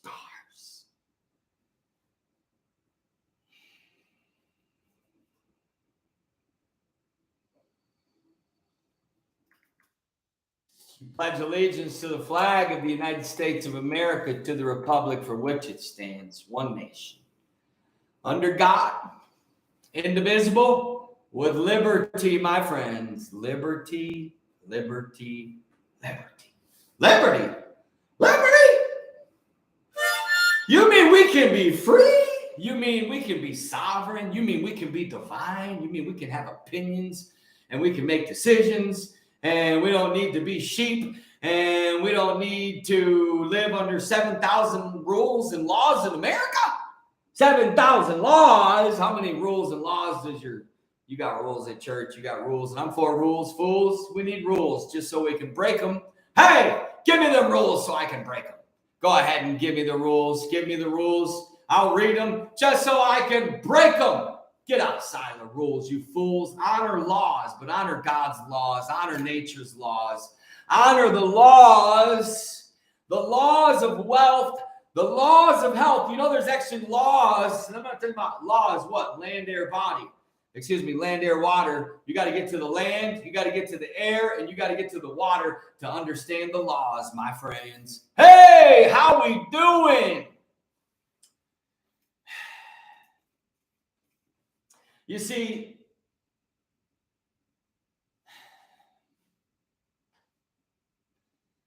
I gave proof, my friends. How you doing on YouTube? I got to check on my YouTube family. I've been live 3 hours. It's time to go. Whoa, that's a long time to teach, but I did it for you. Hey, it's not long. This is what they did in the old days. They sat around for hours. Sorry if I missed all your questions and comments, guys. I didn't get to read them all. I love you too, Michelle. Hey, Lulu, I was talking about you earlier. Tell your boy Donald, and whoever else, your whole family, that I said hi, Lulu. It's been great seeing you and reconnecting. It's made me smile. It's made me happy. I'm going to be blessing soon, okay? God's great. God's amazing. You're amazing, though. Hey, you're made in God's image. You must be pretty special to be here. Hey, you must be valuable. You must be royal. You must be really special. Wow, the beauty of you, the magic of you, the power of you. Huh?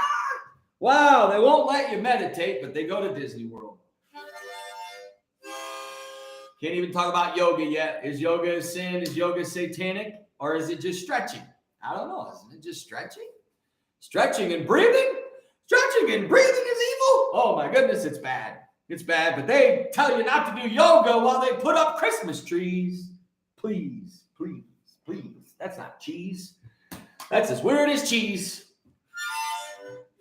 But you got a great future, my friends, because the future is you. It's Jesus. Hey, it's you. You can't spell Jesus without you. There is no Jesus without you. Come on, my friends. He died for you.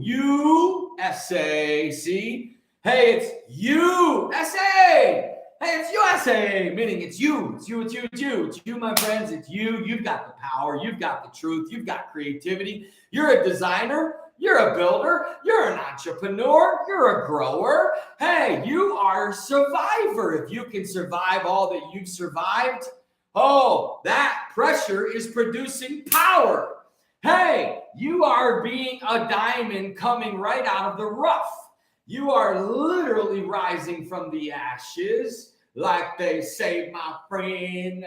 I still got joy.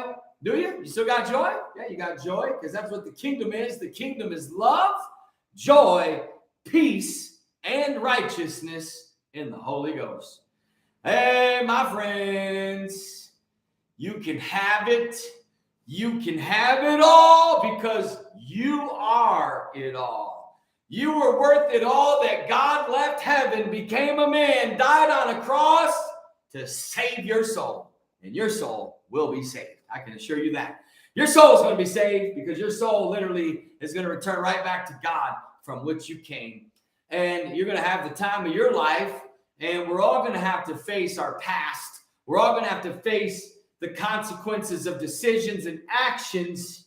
But we don't have to go into the future with guilt. We don't have to face the future with shame. You don't have to face the future holding yourself back, dimming your light, playing it safe, hesitating, talking hesitant. Everywhere in your life, there's doubt to the point where you're not even decisive about where you're going to eat, because you ever seen how long it takes people to decide where to eat? Wow. Okay. We get how many meals a month? I mean, Jesus, 30 times 3. 3 meals a day most people get. Some don't. You got to help those that don't. Everybody should be eating. There's enough food everybody should be eating. Shame on you if you ever eat in front of a hungry person. Shame on you. Shame on you. Shame is your name. Hey, shame on you. You ever heard of the power of insisting? It's like, for example, last piece of pizza. You don't say, hey, do you want that? You say, here, eat that up. I'm throwing the box away. I'll be back. You put it on your plate. It's called insisting. Too many of you are so weak that to study humans nowadays keeps me entertained. I don't even need a TV. I got humans. All I need to do is get to an airport, a restaurant, or a mall and watch how people greet each other. You've never seen more mental illness than when you see people that think they're rich and people that think they got money sit there and carry on conversation, or people that, maybe they're making $100,000 a year and they got 2 nice cars, a dog, and she's got a great body, and her husband's, he's a firefighter, and life is just perfect. They're members of church, soccer mom, everybody loves her on the team. And then you get to see how they talk when they greet each other off airplanes, and you sit there and you keep listening. They don't know you're listening. And it's just like, this is painful to listen to. This is what you're going to talk about? Anyway, I love you. Thanks for being here. Any question I didn't get to answer, forgive me. I'll go back to. Here we are with 205 comments. Well, are you sad that it's Ask Matt Maddix, or do you want it to be Morning with Maddix? Duke it out in the comments. I need your opinions. Hey, Melissa, how you doing? We got Melissa jumping on here. We got Angel of Hope. Boy, you couldn't have asked for a better name, Angel of Hope. Wow, what a name you got in life. I brand the heck out of that. We got Shane in the house. Shane, how you doing? Thanks for watching, guys. Troy in here. Thank you very much. Everybody on Instagram. God bless. Everybody on good old YouTube. Man, YouTube, I love you. Thank you for being faithful and watching.